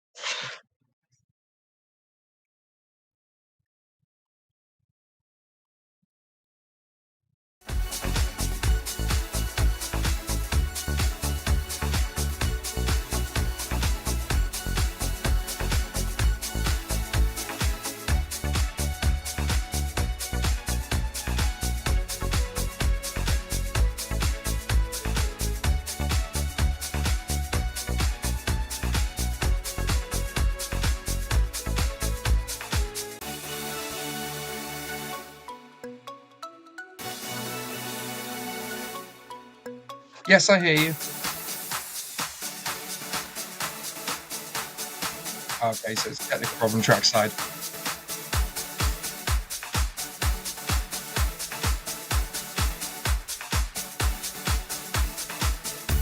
Okay, no problem.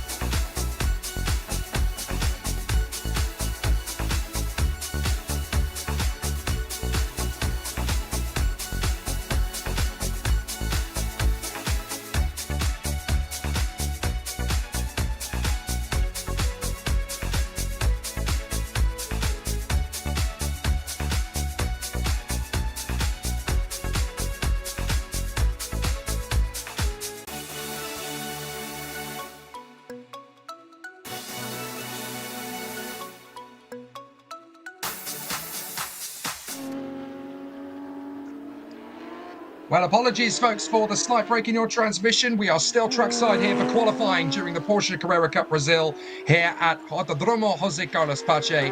And it is great action still here on the circuit. Jake Stanson with you once again. We are still in the qualifying session for race 2 this weekend after we've already seen some good battles in the practice session for the previous encounter. Pole positions for Pedrinho Aguar in the Porsche Carrera Cup, and in the Sprint Challenge, a pole position for Miguel Mariotti. Now we get to do it all again for race 2, of course. And at the moment, it is Israel Salmen that is pushing to try and get the top spot, and he's just taken it. A 1:38.044 for him. So let's see if that is the kind of pace that we're going to match as we continue to go through across the line. Wow! Gustavo Janon has crossed the line just a few seconds after Israel Salmen and has gone 1,000th of a second quicker. And then Eduardo Minossi has gone even quicker than that, a 1:37.76. So very tight at the top at the moment. Across the line comes Gustavo Fara. He goes 94 thousandths of a second off the pace of Minossi. So it's very tight at the top in rookie. One of the most competitive qualifying sessions in the category we've seen so far. As coming towards us, there is Eduardo Minossi in the all-pink one machine. So excellent stuff for the man up on the top spot at the moment. Eduardo Minossi then on a 1:37.761. Here comes the 25. That is Paulo Sousa, hoping to move his way further forward in the Portuguese flag colours of his car. What can he do? 1:40.538 for Paulo Sousa in the Elefante car. He's come through actually to the time's updated. It's a 1:38.551. It was a bit late updating onto my timing screen, but he has now come up to 8th position, quicker than Marco Pagani and quicker than Ramon Alcaraz as we watch Gustavo Fara. Bruno Campos, by the way, has crept up to 2nd place. So it's still very tight at the top here with just over a minute left of the session. A few more drivers trying to find a little bit more speed. Looks to me as though there could be a couple of drivers gunning for the pole position on this next rotation of the lap. Gustavo Fara isn't going to be the first one to cross the line. Israel Salmen goes back on top, 1:37.713. Gustavo Janon gets into 2nd. Minossi, 1:37.441. So he's gone quicker still. Here's Gustavo Fara. What can he do as he comes through? He's currently down to 5th again. His best is a 1:37.855. What can Gustavo Fara do? Is it good enough for the top spots? No, it's not an improvement in the end, actually. 1:38.374. Up to 2nd comes Edu Guedes. So Guedes has gone quicker than Israel Salmen. And up to the top spot comes Bruno Campos.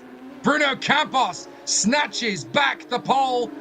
So excellent work then from Bruno Campos. A 1:37.354 for him. 87 thousandths of a second quicker than Eduardo Minossi.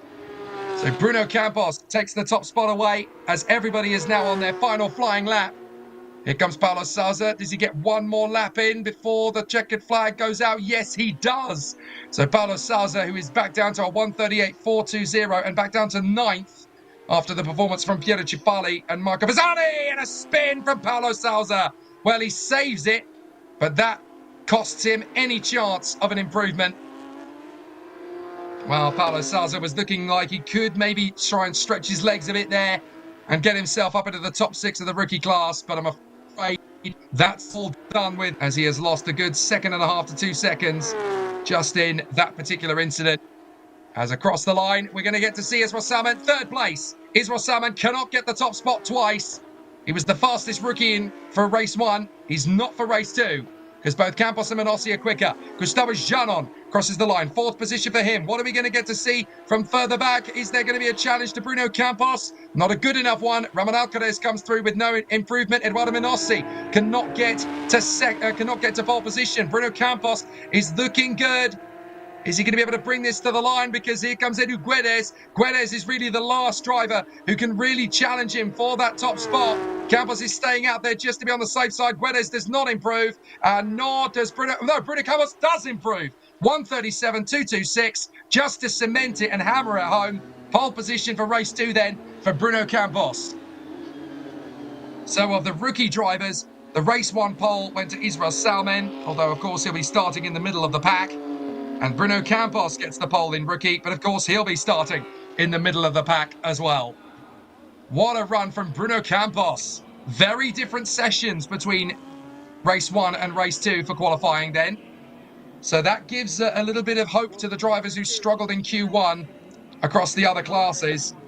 And of course, not just in Carrera Cup, but also in Sprint Challenge Brazil. That's a very happy team colleague there, sending the message to Bruno Campos. You are in pole position of rookie. 1:37.226. Just over 0.2 of a second clear of Eduardo Menossi. Israel Salmon in third from Gustavo Janon. Edu Guedes in fifth place ahead of Gustavo Fara. They're happy. P1 of the rookies. Bruno Campos and his colleagues have done it in race 2. Marco Pisani 7th, Piero Cifali in 8th, Paulo Salza in 9th, and Ramon Alcaraz in 10th position. So a very solid run then for Bruno Campos. He gets the job done from pole position. And there's more where that came from. He's got plenty more challenges left this afternoon because the first race comes up a little bit later, but this is setting the grid, of course, for race 2 tomorrow. So Bruno Campos can expect to be the leading rookie off the grid for that one, which will take place in the middle of the afternoon tomorrow. Very exciting stuff for Bruno Campos. He was good in the race 1 qualifying session. He was better in the second race quali.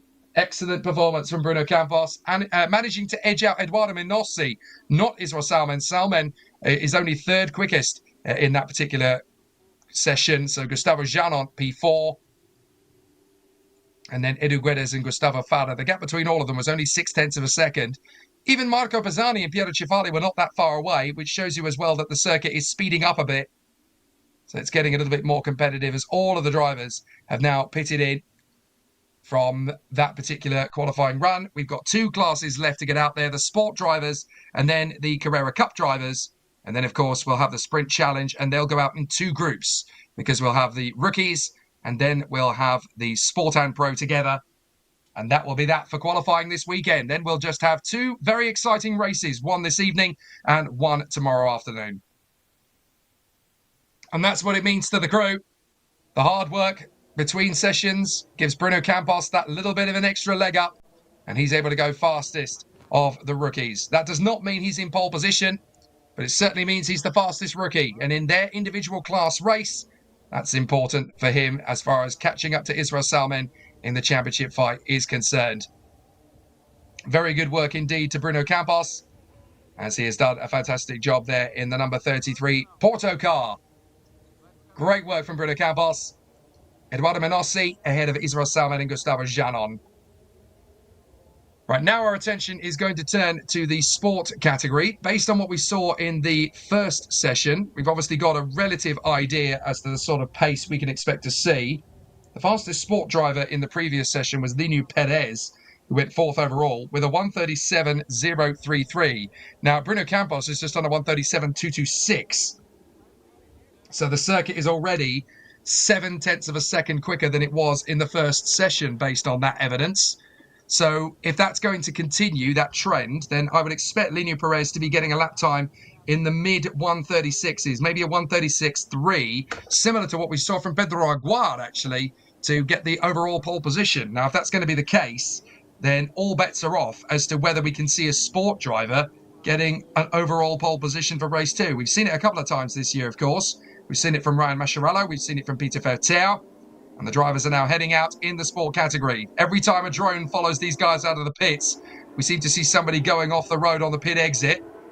Not this time. I don't think anybody's going to be quite so reckless as to get themselves onto social media for the wrong reasons again. So I think Rodrigo Melo and Alcifel Benito are going to be on that limb on their own. So let's get the drivers out onto the circuit, all 10 of them, to go to battle once again here. Ruben Simkovic, Josimar Junior, Ryan Mascherano, Mark. Oh, we got a spin before the lap was over, though. Carlos Campos in the Galapagos car. Lots of spins here at Interlagos in qualifying, as drivers are just finding the ragged edge of what these cars can do in these conditions. Very slippery at Interlagos today. And so Carlos Campos goes around, manages to catch it back, but that will almost certainly have flat spotted his tyres. He can't come in to change them. So expect Carlos Campos to be a frustrated bookend of the field in the sport category. The other drivers are out there, though. Roman Simkovic, Josimar Junior, Ryan Machado, Marcos Regodas, Nelson Marcondes, Peter Fertier, Carlos Campos, Georges Frangoulis, Nelson Monteiro, Francisco Horta, and this man, Leniu Perez. So Leniu Perez in the Mapfre Factor car, the man who was quickest of the sport drivers in race 1's qualifying session, hoping to make it back-to-back in race 2. And he'll be looking for a lap time in and around the 1:36 mark. Certainly his previous session, he got a 1:37.0, but we already know that the circuit is significantly quicker in the second qualifying session than it was in the first, based on the lap times that we've seen now from the rookie category in session 2. So let's see if it's going to be the same story for Leniu Perez. If it's that much quicker across both sessions, then we can expect to see Leniu Perez getting a lap time in and around 1:36.3, which is what Pedrinho Aguar set for pole position in race 1. 7 minutes on the clock. And again, as long as everything is nice and neat to get everybody out there to finish off the run, then nobody should be panicking really about where the situation is going to befall them. There is the 87, that is Nelson Monteiro, just darting himself in, ready for another exciting lap out on the course, looking for a bit of a challenge in the Molten Bravo car. Just in the background there, you can see as well the hard-charging number 14, Carlos Campos, so hard-charging that the Galapagos car actually ended up off the road on the first formation lap. Now, look at the underside of Nelson Monteiro's car. He's got something flapping on the left side. Now, I don't think that's going to be causing him too much of a difficulty, but clearly he's picked up some debris. So Nelson Monteiro, that shouldn't unsettle the car too much, to be fair. It's just basically, it looks like some sort of bunting or a ribbon strip has come off the car or whatever, or got stuck under the car. Whatever it is, on this circuit, it doesn't cause too much of an issue, but it's certainly going to be a distraction for Nelson Monteiro as he gets himself ready for the start of his qualifying laps. So the Monte Bravo car going up the hill, getting himself back up to speed once again, as there is the 17. That's Marcos Regodas, who of course missed pretty much the entirety of qualifying after he slapped his car into the barriers on the exit of the Descido de Lagos double left-hander and threw the car away. No qualifying laps at all for him. Fortunately, he didn't bring out the red flags. They were able to cover it with a double waved yellow, and the marshals were able to move the car off the line very quickly indeed without stopping the session. But Marcos Regodas is hoping that lightning doesn't strike twice. This is where he did it. Oh, and that's a spin for the 80. That's a spin for Roman Simkovic. So that's up at the top of the hill. Just one corner on from where Marcos Regodas lost it in Q1. Goodness me, everybody's dropping it.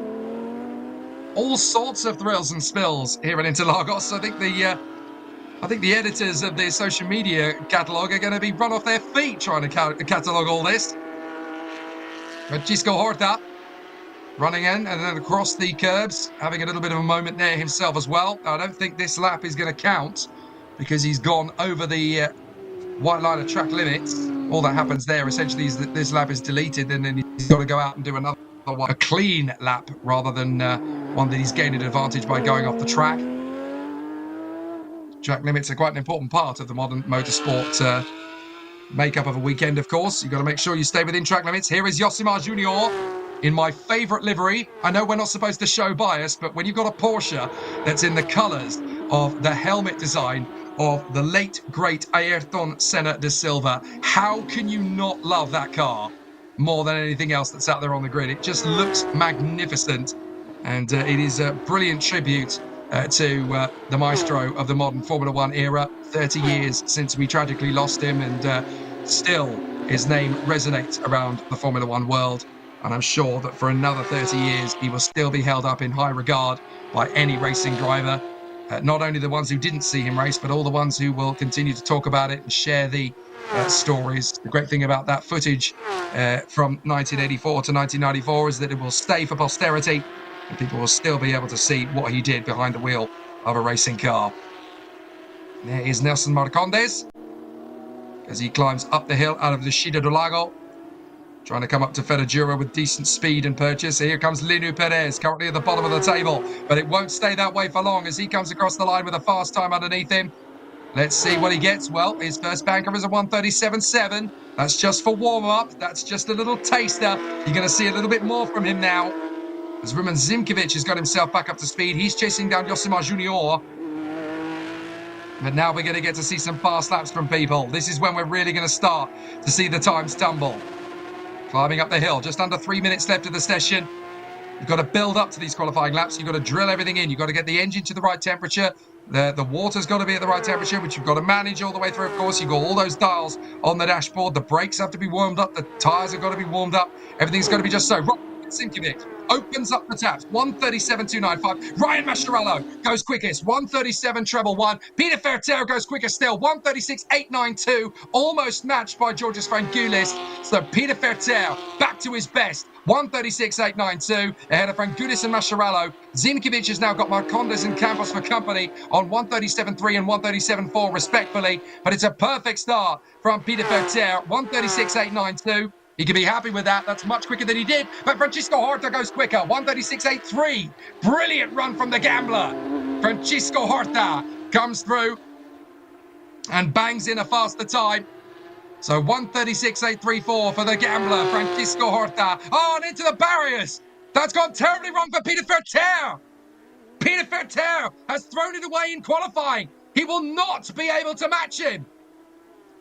So Peter Fertero, the best he can get now is second. Let's see how he did it when he's already overshot, lost the car, put his foot on the throttle. Peter, you've just got to come off the throttle at that point. And Peter Fertero has thrown it off the road into the barriers as well, just the slightest love tap, and he won't get another lap in. And there's very few other drivers who will as well. Peter Fertero recovers, but pole position in the sport category has gone. He will not go quicker now. He hasn't got time to get around and start another lap. And it's red flags. That's so frustrating for Linu Perez, who had just gone quickest, actually. 1:36.787 from Linu Perez. So that might have happened at exactly the right time. Now, Peter Fertero managed to recover the car and get going again with 1:19 left on the clock. Perez had just gone quickest. So what do the officials do here? Do they say, well, there's not enough time to get another flying lap in, so that's it, you're done? Or do they add a couple more minutes onto the time to give those drivers who didn't get the chance to get their fastest lap together another opportunity? Well, this is fascinating. We've already had one stoppage in the final 3 minutes of a set. Well, they had 5 minutes to go at the last red flag that I saw. And then they added another 3 minutes to make sure they had 8 minutes remaining. So what do the officials do here? Because Linu Perez had just gone quickest on a 1:36.787. That's a big mistake for Peter Fertero. Championship contender in the sport category, don't forget. But that shows you how much pressure they're under. So Peter Fertero, Sport Trophy Championship contender in the Porsche Carrera Cup Brazil. Now, the question is, do they restart this session? Or with 1:19, do they say, nope, do you know what? It's not worth it. You've all pretty much got lap times in now. So just cope. Because there were 6 flying laps for the drivers in rookie category. There were only 3 completed laps there for the drivers in the sports category. But the argument is, well, these guys know better than the rookies do. So maybe the officials say, do you know what? Peter Fertero was a much more talented driver than that mistake gave him credit for. You made the mistake. No, they're going to increase it. Look, they're increasing the time to 3 minutes. So they are going to give the drivers a little bit more time to get out there and get at least one more flying lap under their belt. But I think that's all they're going to get. They're not going to get any more than 3 minutes. So Linu Perez is going to get one final chance here. And I'll tell you who else that gives another chance to. Peter Fertero. He does get one more bite at the cherry. Well, this is fascinating.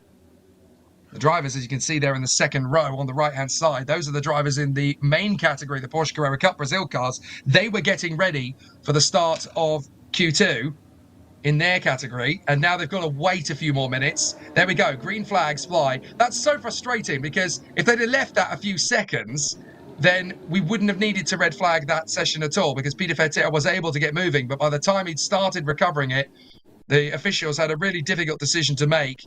And they just said, well, look, he's in a dangerous position. It's a blind apex, so they're going to hit him. So they had to take a red flag. But as they were making that decision, Peter Verteer was obviously able to recover his car. As we ride with Josimar Junior going out of the pits. So Josimar Junior with the Senna colour scheme on his particular Porsche. It looks absolutely gorgeous in Senna colours.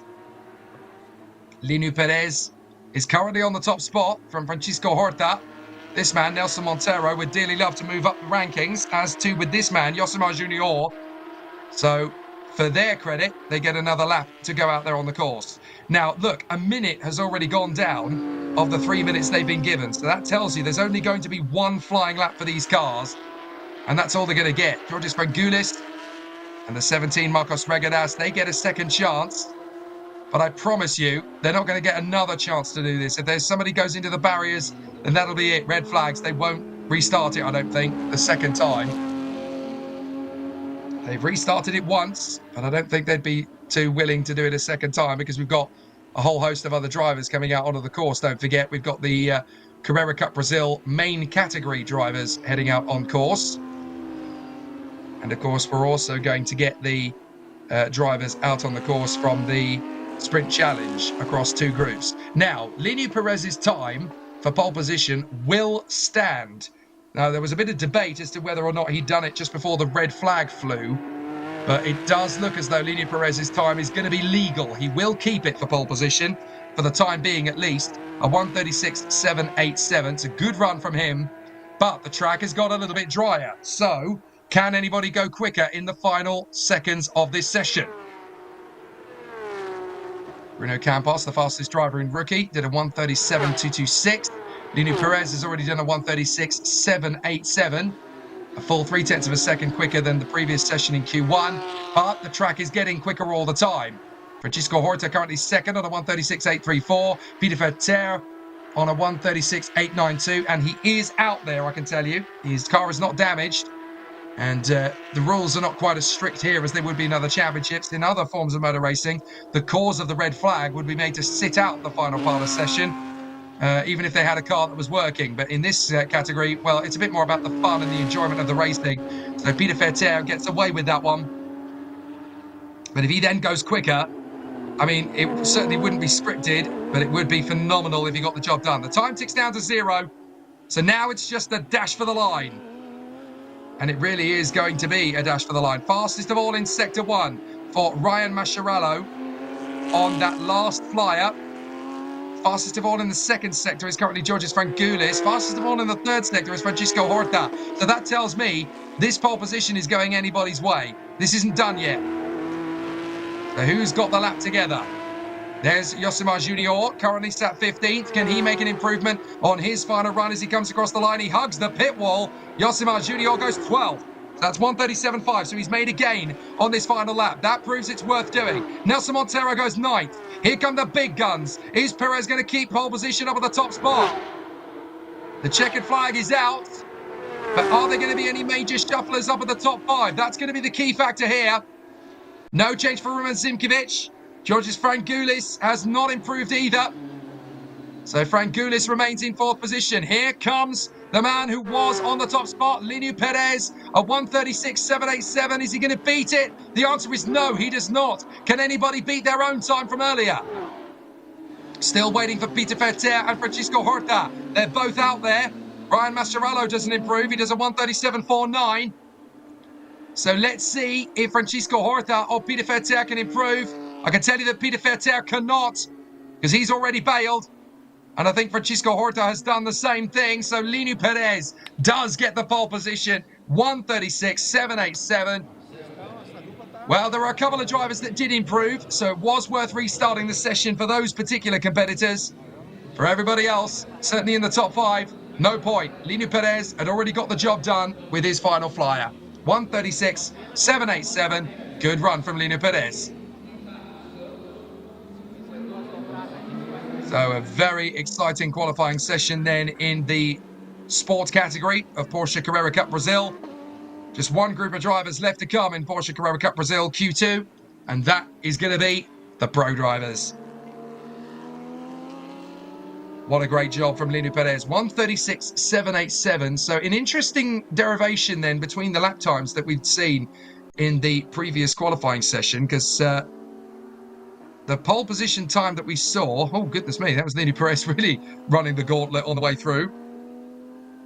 On both laps that we saw him go through there. I think that's why he didn't make an improvement on his final qualifying lap, because that was the last lap he did, a 1:36.852.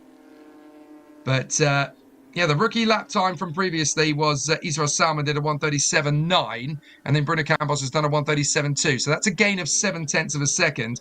Lino Perez did a 1:37.0 in the previous session, and it's down to a 1:36.7. So that's a 0.3 of a second gain from across both sessions. But it's 2 pole positions then in the sport category alone for Lino Perez. Now, Perez's time of a 1:37.0 was good enough earlier for 4th on the grid. I don't know if that's going to be good enough for a top 4, because obviously Pedrinho Aguar's time from his qualifying session earlier on was a 1:36.3. Now, if we go on the basis that drivers are going to gain time, then I'm not sure Lino Perez is going to be in the top 5 quite so easily this time. We'll have to see when we come through, but certainly Lino Perez is very happy coming down pit road.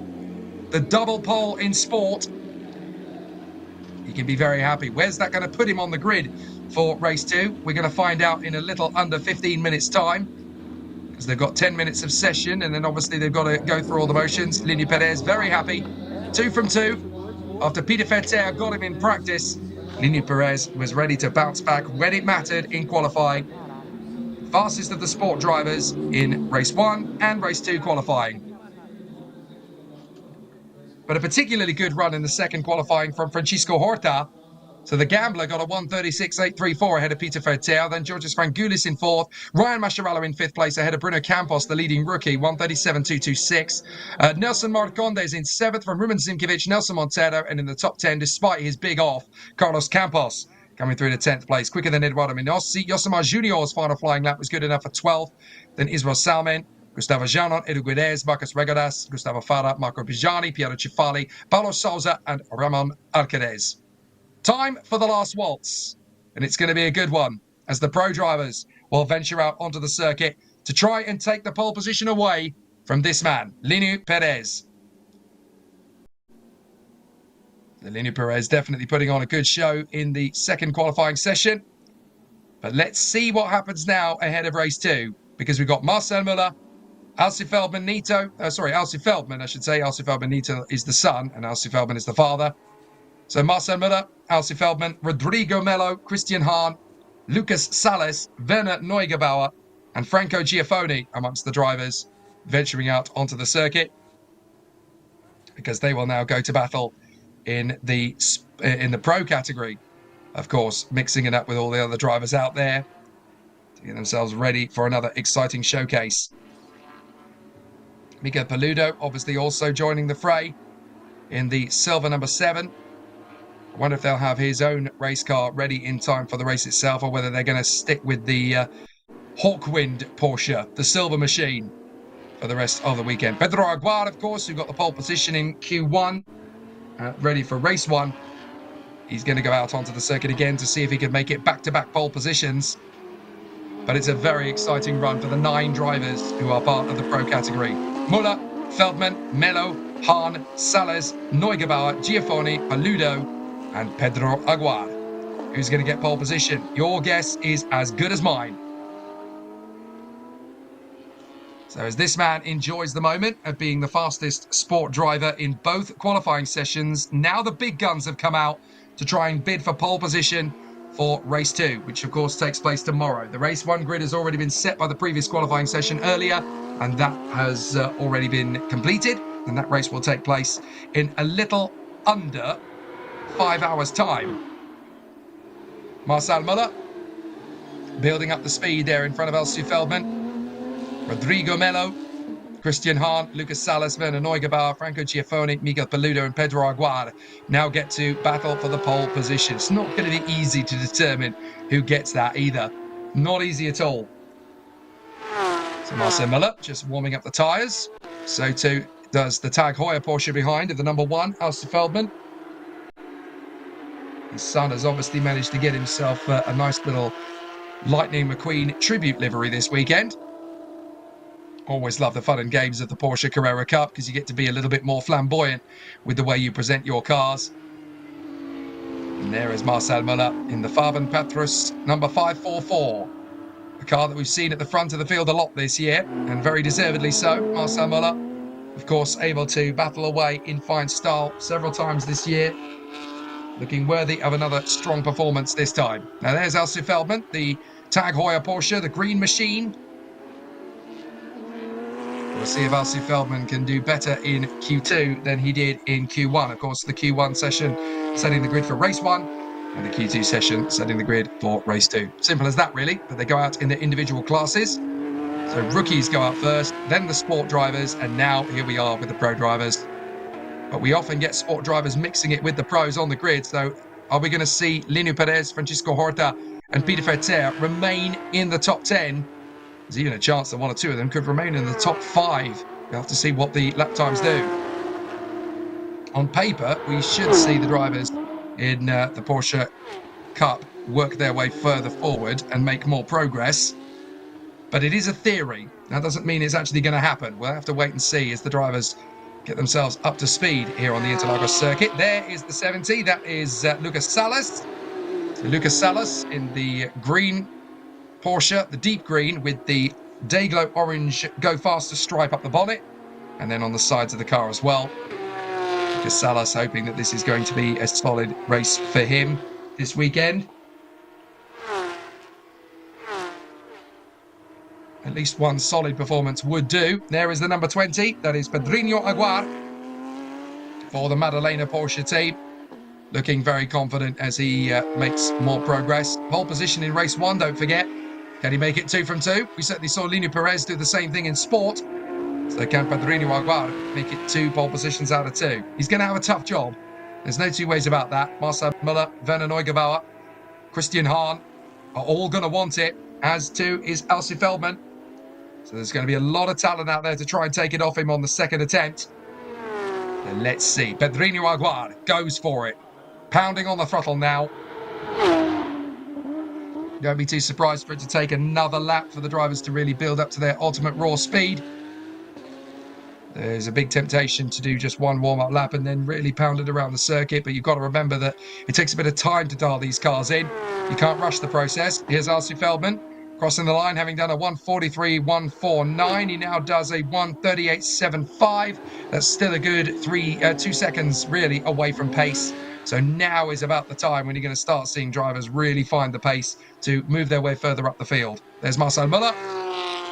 For the record, he's just done a 1:46.5. Rodrigo Melo's done a 1:38.2. So he genuinely doesn't want anybody to focus on the incident he had in Q1. He's trying to wipe it from everybody's memory with speed.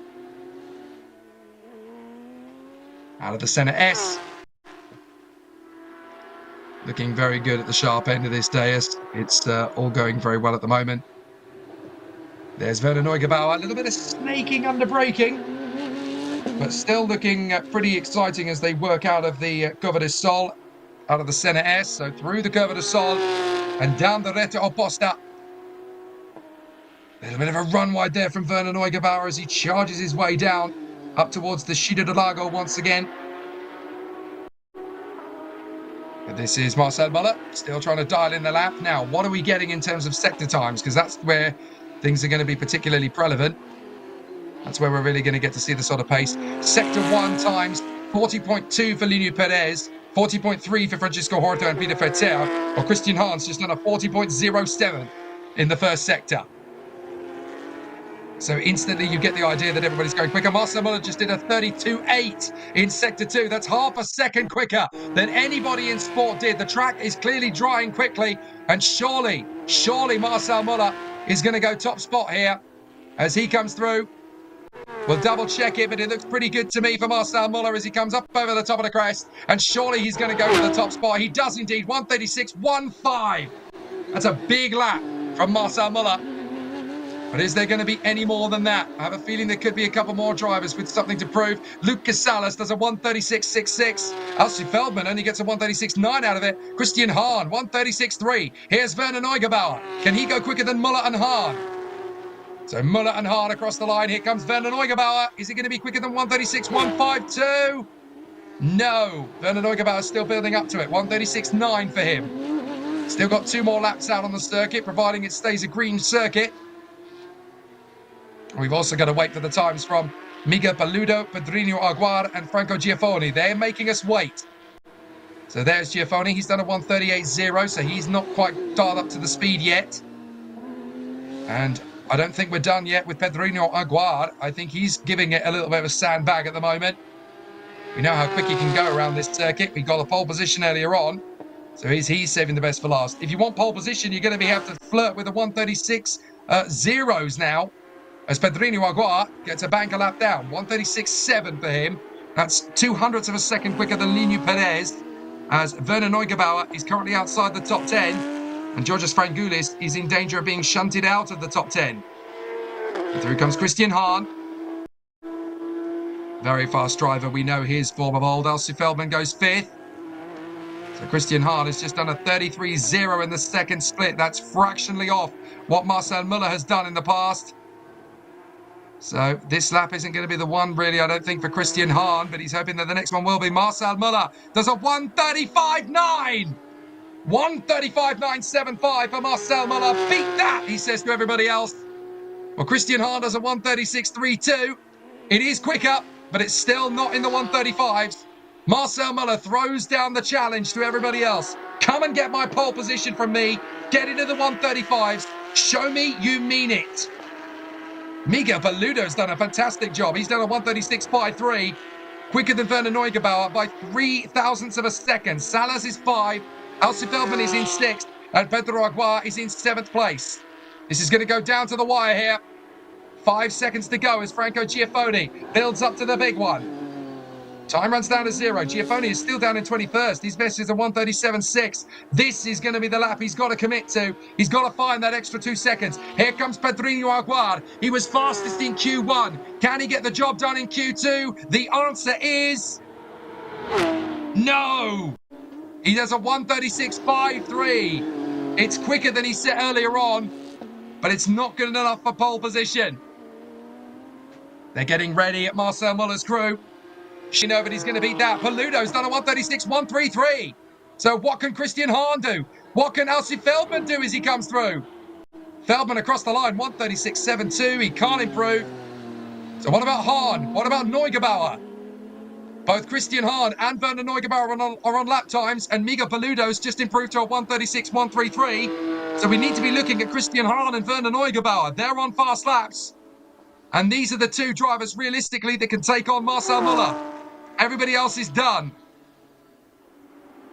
So Alcy Feldman down in 7th of the drivers in the pro category. Not where he wanted to be at all. And everybody else knows, well, it looks like Hahn and Neugebauer are not on quicker laps.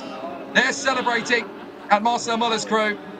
And to confirm it, Hahn has just done a 42.3 in the first sector. Werner Neugebauer a 41.8. They've clearly decided we can't beat that. So it is a pole position for Marcel Muller. Pedrinho Aguar did it in race 1. For race 2, Marcel Muller is the king of Interlagos with a 1:35.975 lap. A brilliant, brilliant job. They're just updating him with the lap time. And Marcel Muller is a very happy chappy indeed. Marcel Muller, pole position with Miguel Paludo lining up alongside him on the grid for race 2. Then Christian Hahn and Werner Neugebauer together on the second row. Pedrinho Aguar will be 5th. Lucas Salas will be 6th. Then Alcy Feldman, Lineu Perez, Francisco Horta and Peter Fertier in 10th position. Then Georges Frangoulis and Ryan Mascherello. Franco Giaffoni and Bruno Campos, the leading rookie, 14th. Nelson Marcondes and Ruben Zimkiewicz. Rodrigo Melo and Nelson Monteiro from Carlos Campos and Eduardo Menossi rounding out the top 20. Then Yosemar Junior, Israel Salmen, Gustavo Janon, Edu Guedes, Marcos Regadas, Gustavo Fara, Marco Pisani, Piero Cifali, Paulo Souza and Ramon Alcaraz. But Marcel Müller with a 1:35.975 will take the second pole position of the weekend in the Porsche Carrera Cup Brazil. We've got the Porsche Sprint Challenge Brazil sessions coming up just shortly. That'll be in 2 sessions on the circuit. One of 8 and one of 14 cars. Because it'll be the rookies that go out on their own, and then they'll group the sport and pro drivers together. But here is a very happy Marcel Müller in the Farman Petrus number 544. Back in pit lane once again. And Marcel Müller, very happy with pole position for the second race of the weekend. He'll be on the pole tomorrow morning as they head to the grid. Excellent stuff for Marcel Müller. Great job.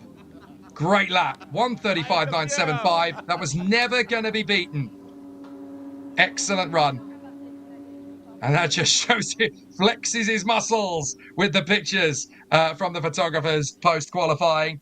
Excellent performance from Marcel Müller. 1:35.975. Nobody else was even able to get close to the 1:35 mark. The only one who got relatively close was Miguel Paludo on a 1:36.133. Christian Hahn did a 1:36.32. Werner Neugebauer a 1:36.539, which is exactly the same lap time, by the way, to the 1,000th of a second. The same time set by Pedrinho Aguar, who will start 5th on the grid. Why will he start behind Neugebauer if they set the same time? Because Neugebauer set it first. Well, absolutely fascinating stuff then.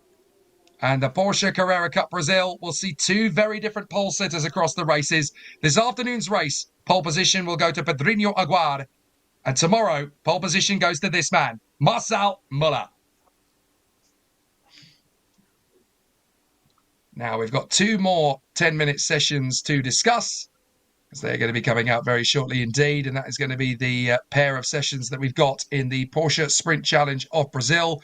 The rookies will come out for their 10 minutes, and then we'll get the sport and pro drivers together on the circuit for the shootout for the second race pole position. And I can tell you that the rookies are already venturing out onto the circuit, so we're going to get straight on with it. And I have to say, we're not that far behind schedule now. We've saved ourselves a lot of time with some good organised work from the officials. We've gained back quite a lot of the time that we lost through the red flags. So we're excellent work then from our officials. We're not quite going to finish on time, but we're not far away from it. As out onto the circuit go the rookies in Porsche Sprint Challenge Brazil. Eric Santos, Caio Chaves, Claudio Reina, Lucas Locatelli, Claudio Chimiao, Alcifel Benito, Fabricio Chimoes, and Vanier Pontes. And to the best of my knowledge, Alcifel Benito has not spun it coming out of the pit lane for a second session, but it's certainly not the way he will want it to be remembered, and I have a feeling that the Motorsport TV guys are going to make sure that nobody forgets it. Santos, Chaves, Reina, Locatelli, Chimiao, Felbenito, Chimoes, and Pontes, the 8 cars that are currently out on the circuit, or about to go out on the circuit, I should say, to gear ourselves up ready for the second qualifying session of the day for the rookie drivers in the Porsche Sprint Challenge of Brazil. The slightly slower drivers, of course. Porsche Carrera Cup Brazil is the national Porsche Championship of the country. The Sprint Challenge is for those who are hoping to get there one day. And they run back-to-back, these 2 races, in similar cars, of course. There is the 99, just warming up the tyres, Vanier Pontes, as one of the first drivers to get out there on the course. There's Fabricio Chimoes, I believe. Oh, no, sorry, that's the 38 of Eric Santos. My apologies. But I can tell you that on this occasion, Alcifel Benito has not spun it coming out of the pit lane. He's learned his lesson. As we see there, just at the head of this little queue, that is the Portuguese driver, I do believe. Not many of those in this field. Caio Chaves. So Caio Chaves, who did the fantastic job of working his way forward in qualifying in the previous run. So Caio Chaves got the pole position of the rookie drivers in the previous race. Now he gets to do it again.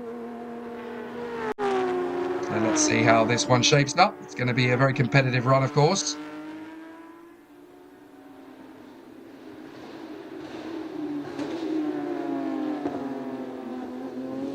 Here they go up the beginning of the lap, working their way down the drop and through the S's at the center S, and then out of the Cover de Sol along the Retro Aposta, just building up the speed. warming up the Porsche to make sure that it's going to give them a perfectly good run in the quali. Claudio Reina just following in the wheel tracks of Carlos Chavez. Into Descido de Lago, the two left-handers that come one after the other. Faster second corner than the first. Then along this run, up the hill, up towards Ferradura. So they come along there for turn 6, Ferradura. Then through the Curvador, Laranjinha. Then brake for this very tight right-hander hairpin, the corner with no name, the 8th corner circuit. Then through Pinheiro. So Pinheiro, they work their way through there. Sorry, my apologies. The 9th corner, then climbing up again. Break down through the hairpin at Bico de Pato. Literal translation, the duckbill. That is the shape of the corner. Then through Majolio, dropping down the hill. Then you climb back up it again, ready for the braking zone at Junsao.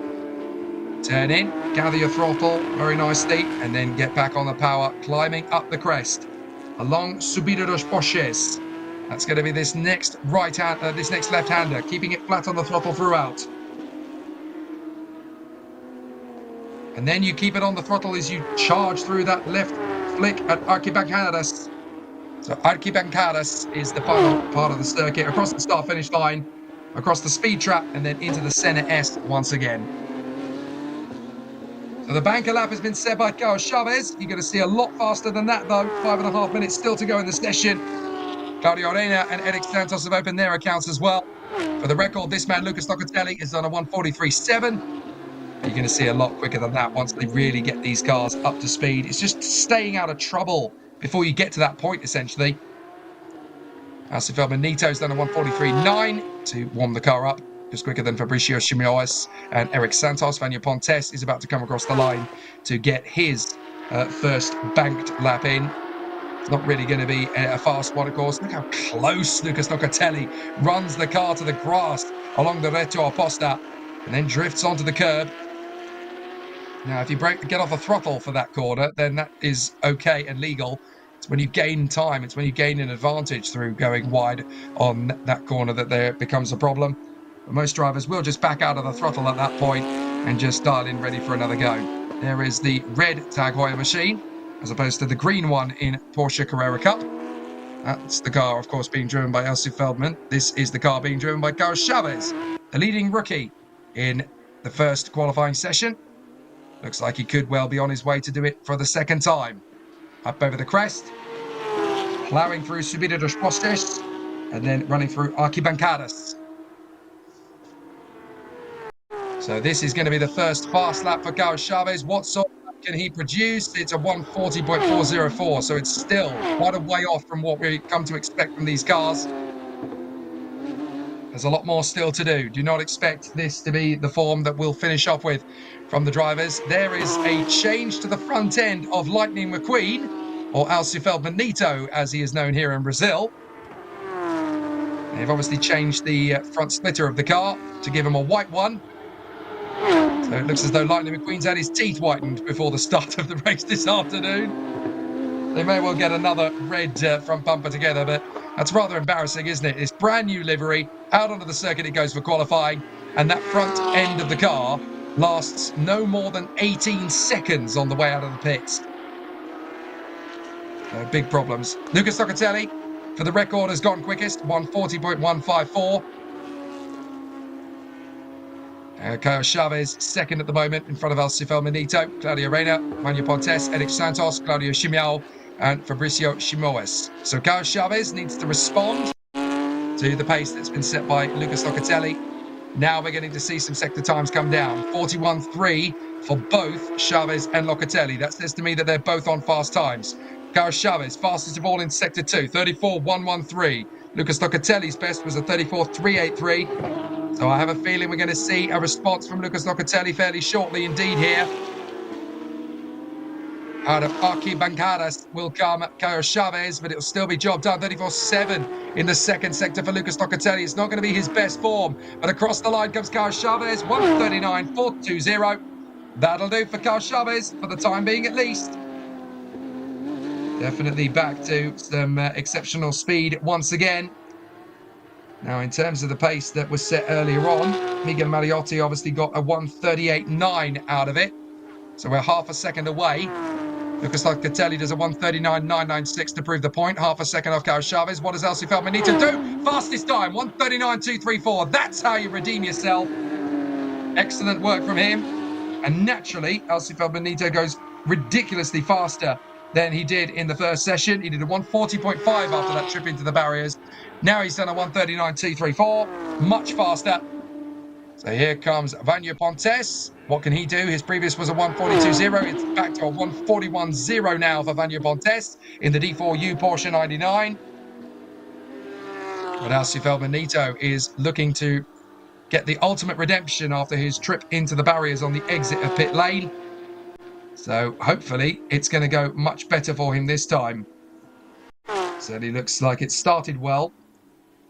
I can tell you that the grid has been declared for race 2 for Porsche Cup C6 Bank 2024, the Brazilian Championship. Marcel Muller, pole position from Miguel Paludo, Christian Hahn, Werner Neugebauer, Pedrinho Aguard, and Lucas Salas. As expected, there is Alci Feldman, who is watching the Sprint Challenge qualifying, including his son, Alci Feldman.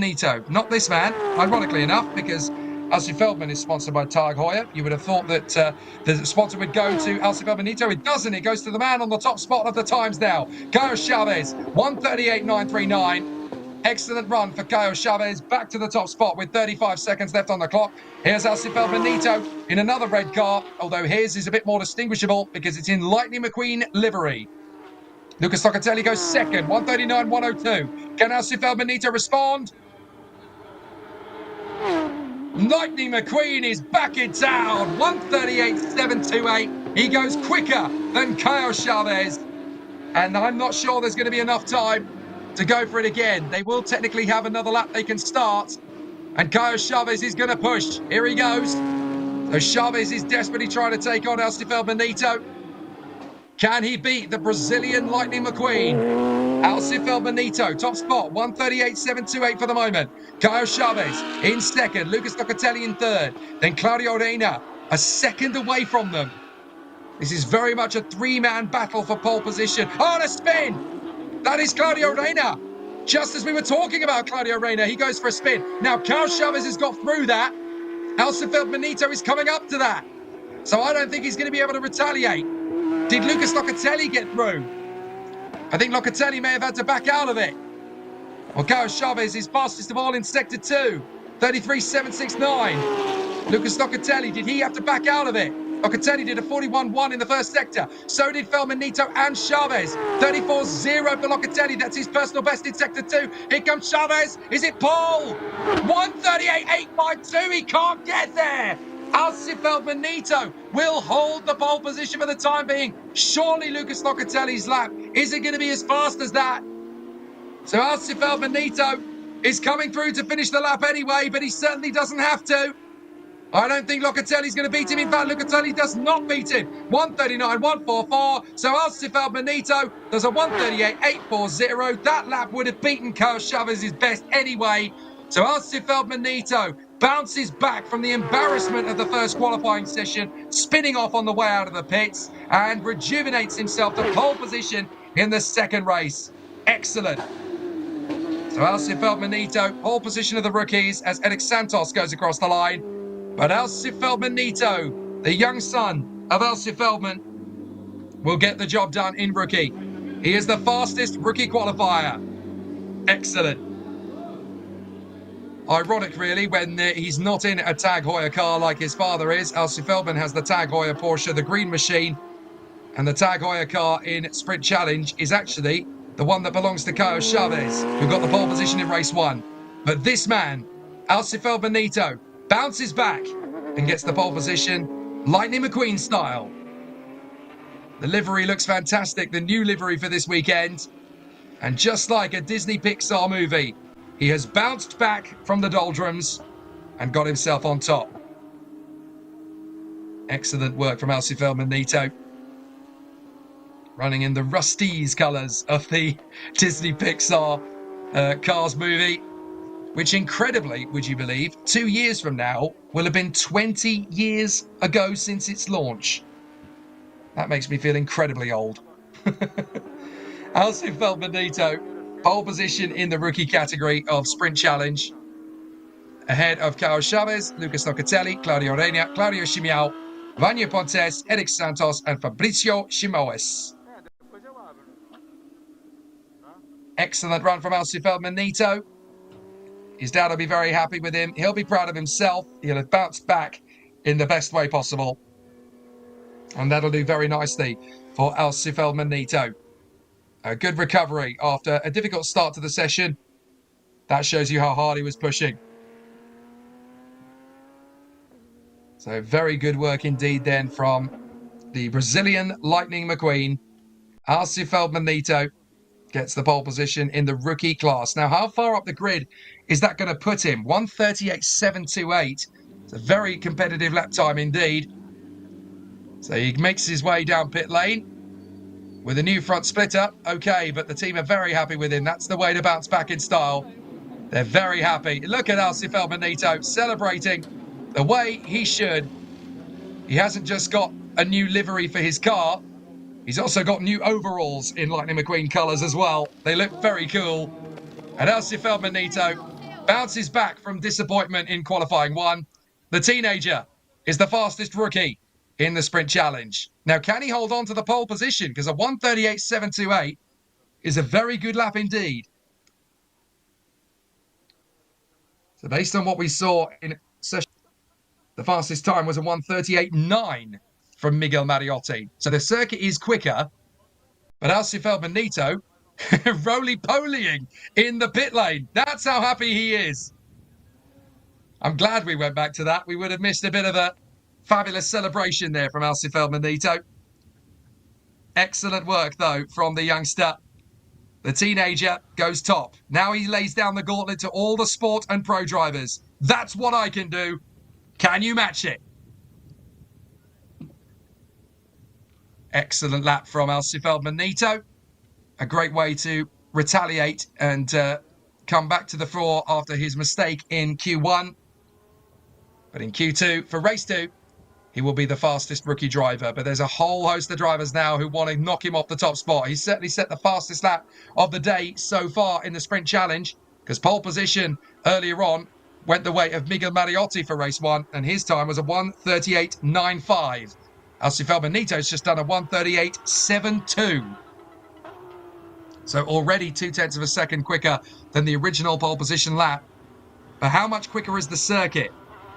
That's the key factor, because Alci Feldman-Nito didn't get a very competitive lap time in the first session, because obviously on the way out of the pits, he spun the car, hit the front end of the car into the barriers, and had to hobble along with a difficult lap time in his books. So this is going to be very different now for Alci Feldman-Nito. Carlos Chavez second, Lucas Locatelli third from Claudio Reina, Claudio Chimiao, Vanya Pontes, Eric Santos, and Fabricio Chimoes. So while he soaks up the moment and enjoys the spoils, there is now 14 more cars coming out onto the circuit to try and take pole position away from the teenager, Alci Feldman-Nito. We've got Gerson Campos, Christian Moore, Antonella Bassani, Luis Souza, Miguel Mariotti, Seba Malucelli, Andre Rosario, Matthias Roque, Giuliano Bertuccelli, Caio Castro, Leonardo Herman, Celio Brasil, and Sang Ho Kim, as well as Sadek Leiter. But can the rookie stay on top? The number 1 is currently P1, but Alci Feldman-Nito knows that there are 14 other drivers who want to edge him out of pole position. They won't all go faster than his time, but just how high up the grid can Alci Feldman-Nito go? Let's find out. Here we go. The final hurrah of qualifying. The second of the sprint challenge sessions that see sport and pro out together. This is the grid that will be set for race 2.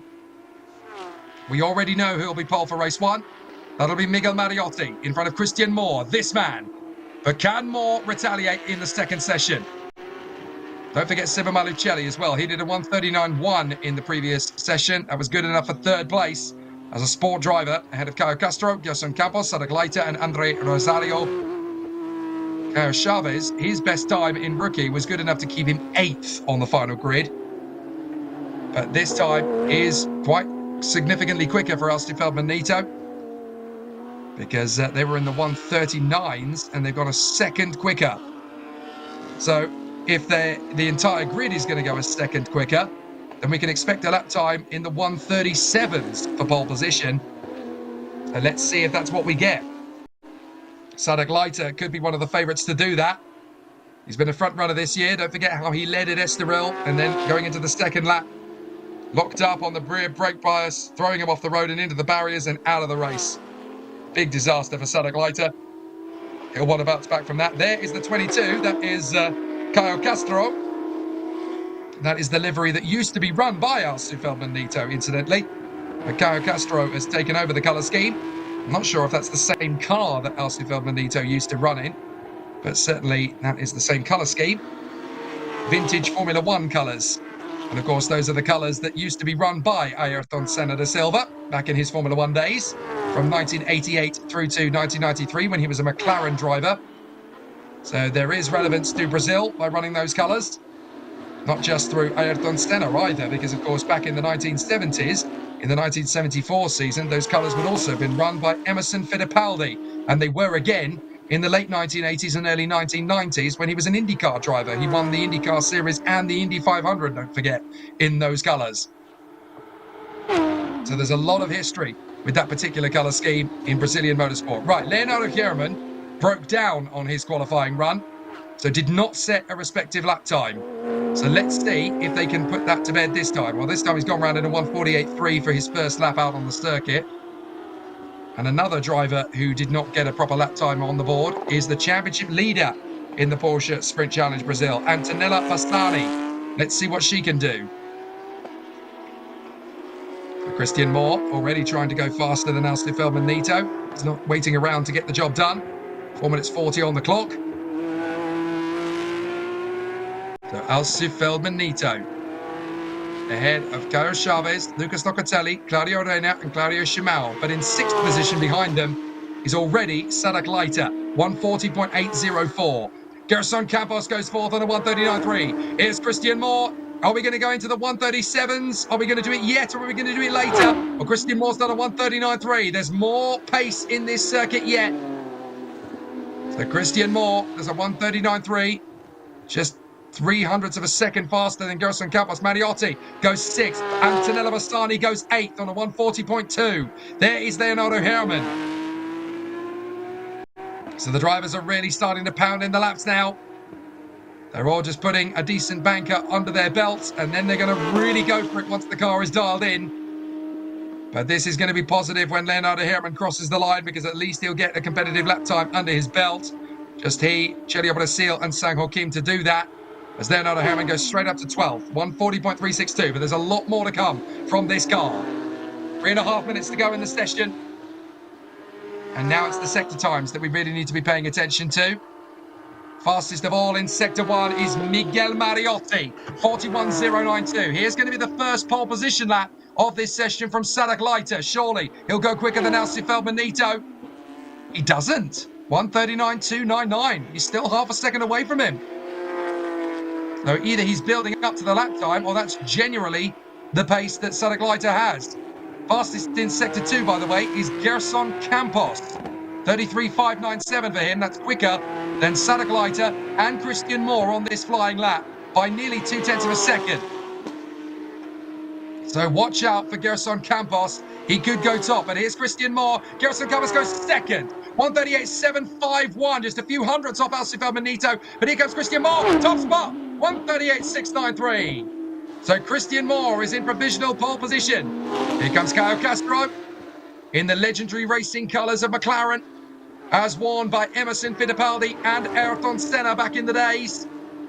Is it going to be enough for a front row start so far for Caio Castro? No, he's only good enough for 1:39.12. In behind the 7 of Luis Souza, who's going for the sport pole, but Seba Malucelli has that with a 1:38.872 at the moment. Miguel Mariotti, currently P6. Antonella Bastani, championship leader, currently P10. There is Bertuccelli. Bertuccelli's just done a 1:40.611. That's his personal best. Right, here we go, Sadok. Sadok Leiter now has a chance to work his way further forward. Sadok Leiter, currently P9. 1:39.299 for him. Let's see what Sadok Leiter can do.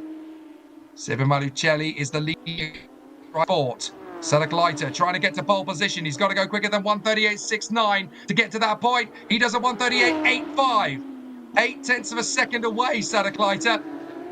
So he's not going to get there just yet. Here comes Gerson Campos, currently third on a 1:38.75.